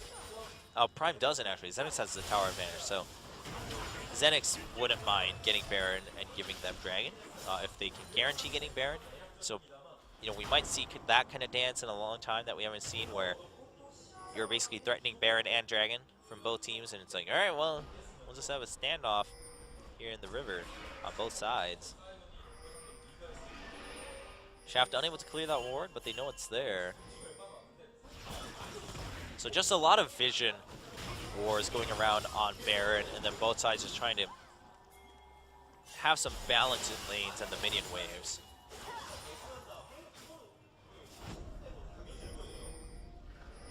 Alright, and Zen's going to go ahead and clear wards in the river. They still didn't clear the one in the river itself, though.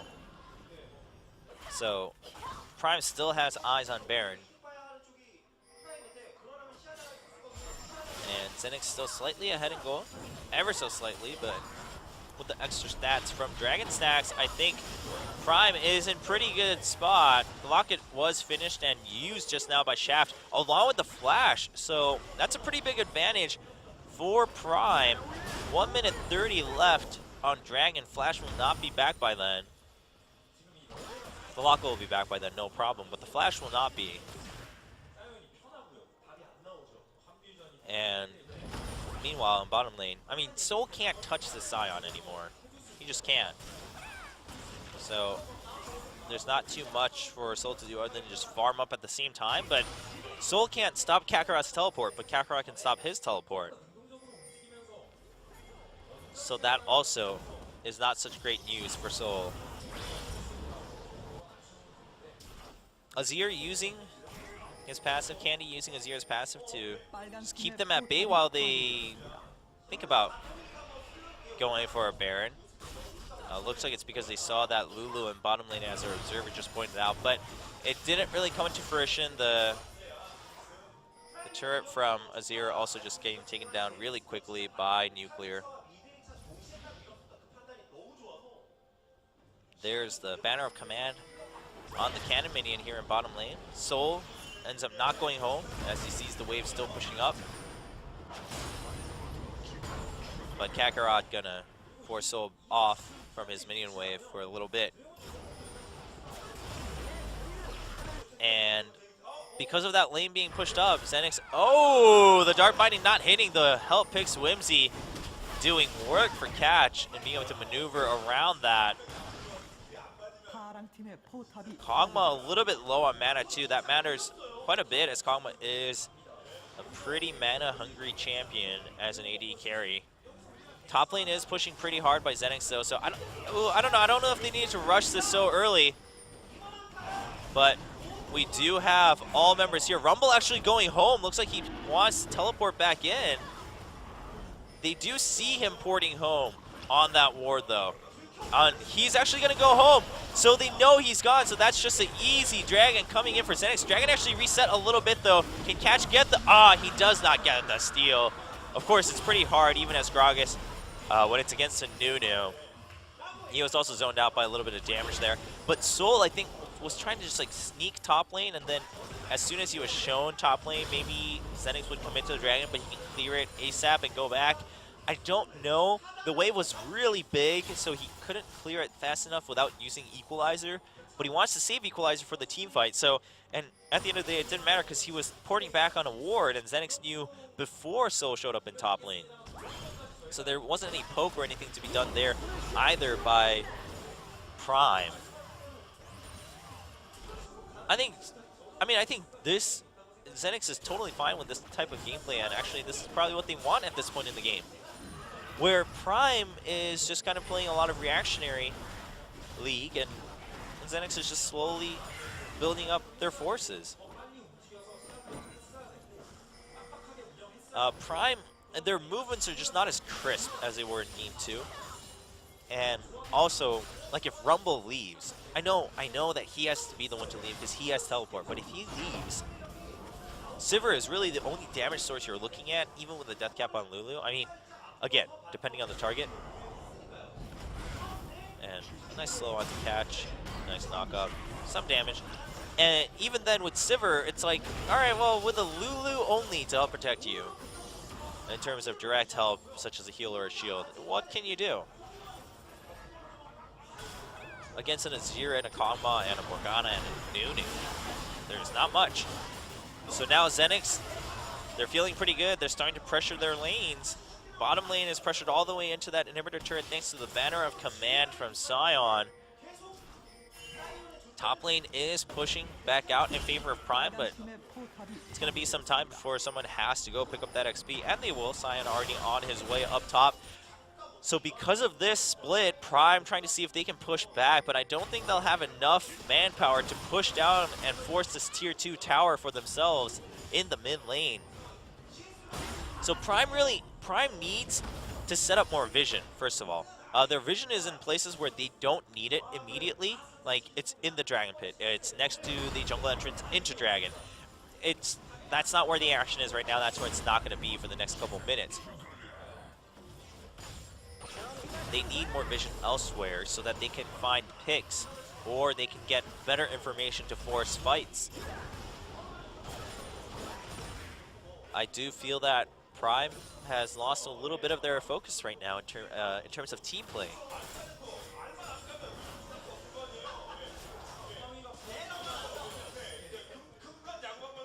Now, Xenics shoving the mid lane back out once again. Lulu now top lane. And so now just coming into a 1-3-1 split from Prime. Lulu shoves it up to the tower. And so they're trying to force a lot of experience and money loss, gold loss on the side of Xenics. I don't know to what extent it's going to be effective. I guess Lulu still has a slight lead in terms of experience over Candy.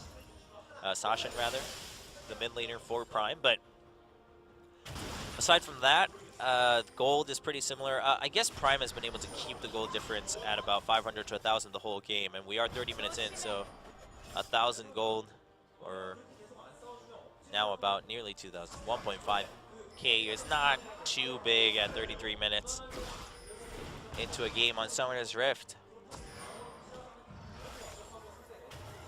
Now Dragon is back up in 2 minutes. Will it be Prime or Xenics who takes it? Xenics seems to be in a lot better of a position to take this next Dragon, or at least guard it. Basically, Xenics seems to have more control over what happens to the 5th Dragon of the game. So Prime really, the way they can fix that is shove up all the lanes and maybe even take a tier 2. Which, maybe if you take the mid one, that'd be best. But if you can't do that, maybe take the top one. Although then your retreat is pretty iffy too, so it's very risky. Sion with a Thorn Mail on top of a Frozen Heart. So Kakarot really knowing where the damage is on the enemy team. He starts with Banner of Command to help split push and to reduce the damage coming in from Soul. But then he builds 2 massive armor items because he's building up health with his passive anyway on his skills, on his W. So why not just build massive armor, reduce the attack speed, and reduce the efficiency of Nuclear, who's going to try to kill you as you charge through. I kind of like this from Kakarot. I mean, he already has so much health. Already has 2,900 health without a health item other than the first 2, the magic resist items.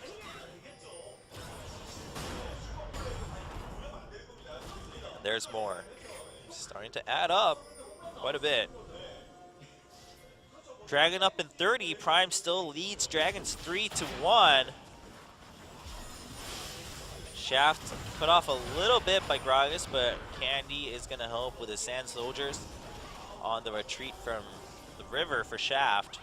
And Prime trying to regain position next to Dragon, and they're going to get it. Rumble's here too. Sion is going to walk down the river. Looks like he's clearing a ward, but Shaft, has to flash out from the dredge line. That could have been very dangerous. Meanwhile, Sion is also already here. Boomerang Blade chipping away at Nunu. Candy goes in a little bit, not able to get any damage follow through from that though. Meanwhile, Sashin is going to clear that off, but a nice turret on the tier 1 in mid by Candy is going to prevent Lulu from regrouping right away, but Prime is pretty much done with that Dragon. They do get the 4th one, so Xenics has to start the fight. Sion going through, not going to hit his stun. He's now caught between 3 members. There's the Black Shield, but Xenics, will they just back off? Because Prime is totally cool with that. Prime got the 4th Dragon. And Xenics could not defend that Dragon. So Xenics will have to give that up. Wards around the Baron though. And pings coming in from Prime. Sion is bottom lane. They're trying to bait, but it's not going to happen. Xenics just going to back off right away anyway.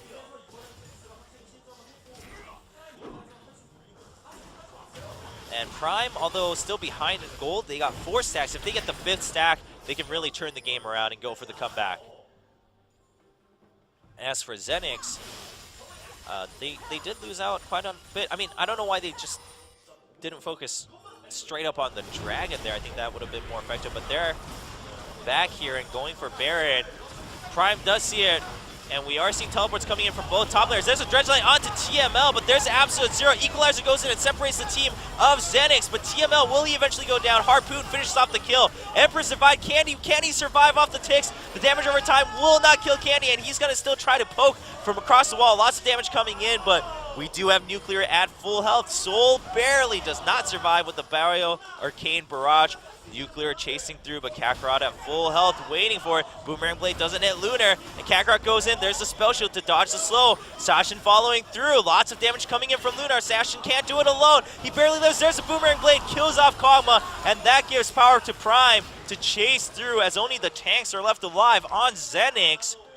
Xenics got a... I think they realized they lost out on a lot on that Dragon because they should have been able to defend it, and they tried to rush a Baron in, but Prime reacted very well and won that team fight. So watch this. You do see the ults coming in from both sides, but the Equalizer lands on Lunar, so Lunar has to flash out. So his flashes are already down. TML takes quite a bit of damage, and Nuclear on the bottom side just bursts down Candy with his crits. So Candy is now out of the fight. He eventually comes back to poke down on Secret and Shaft. Or Catch, rather. But then Nuclear turns back around. He tries to chase with Whimsy, and of course we saw it from here pretty straightforward. As we see Lulu doesn't hit the Glitter Lance, but then goes for it, gets the Whimsy onto Lunar, gets the Glitter Lance, and then boom, Boomerang Blade. And a nice body slam onto Candy. Candy tried too hard to help his teammate there. And Kakarot, 2-3-3. I mean, he's scary, but he's not scary if you ignore it. Really. I know, it's kind of weird, but that's how it works.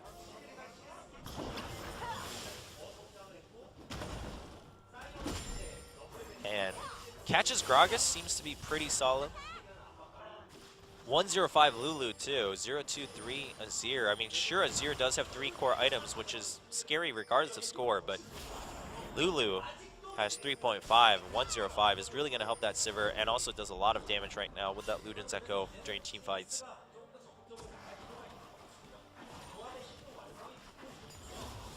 But Xenix is still ahead in gold, but it's starting to not really feel like it anymore. But I think what Xenix really needs to do is just play it calm. I mean, they had a lot of different advantages, and if they play around Azir and Kog'Maw very specifically, if they just focus on that, I mean, they have a lot of damage in those 2 champions. It doesn't matter if there's Wild Growth, and Glitter Lance, and Boomerang Blades flying back and forth. Azir and Kog'Maw have a lot of damage on them right now. One of the biggest things is, of course, the Equalizer coming in from Soul. If that's beautiful, it doesn't matter how hard Xenix dances. Prime will win team fights. Nice turret from Candy, just making sure they can continue pressuring this mid lane.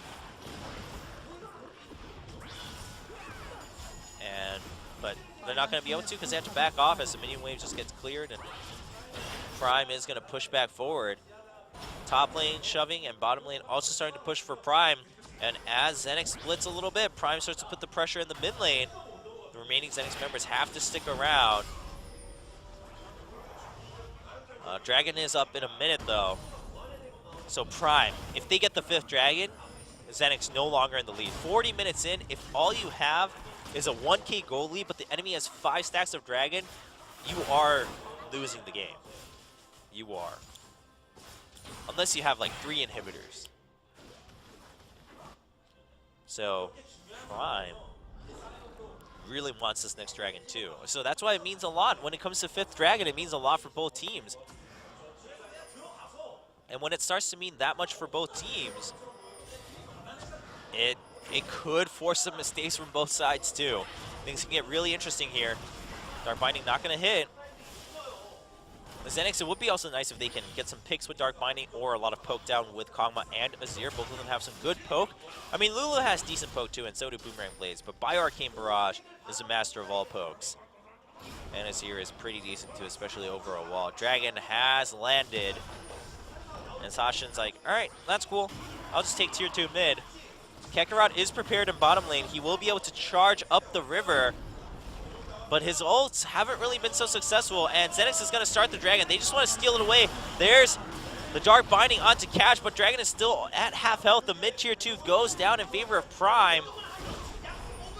And Dragon is it's just staying at half health. Dark Binding not going to catch. Cash wants to make sure that he is available for mobility. And Rumble coming in from the side. Empress Divide used, but there is the ultimate from Nahlis, and Candy has to run out all the way from the fight, but Soul chases him down and kills Azir. Azir is down. Sashin here on the outside of the fight. Lunar eventually gets Wimdied. Lunar will die to a Ricochet coming through, and Nuclear will go ahead and clear this fight. Kakarot the only one alive as Rumble just sears him and prepares him for a well-done triple kill to Nuclear's Sivir.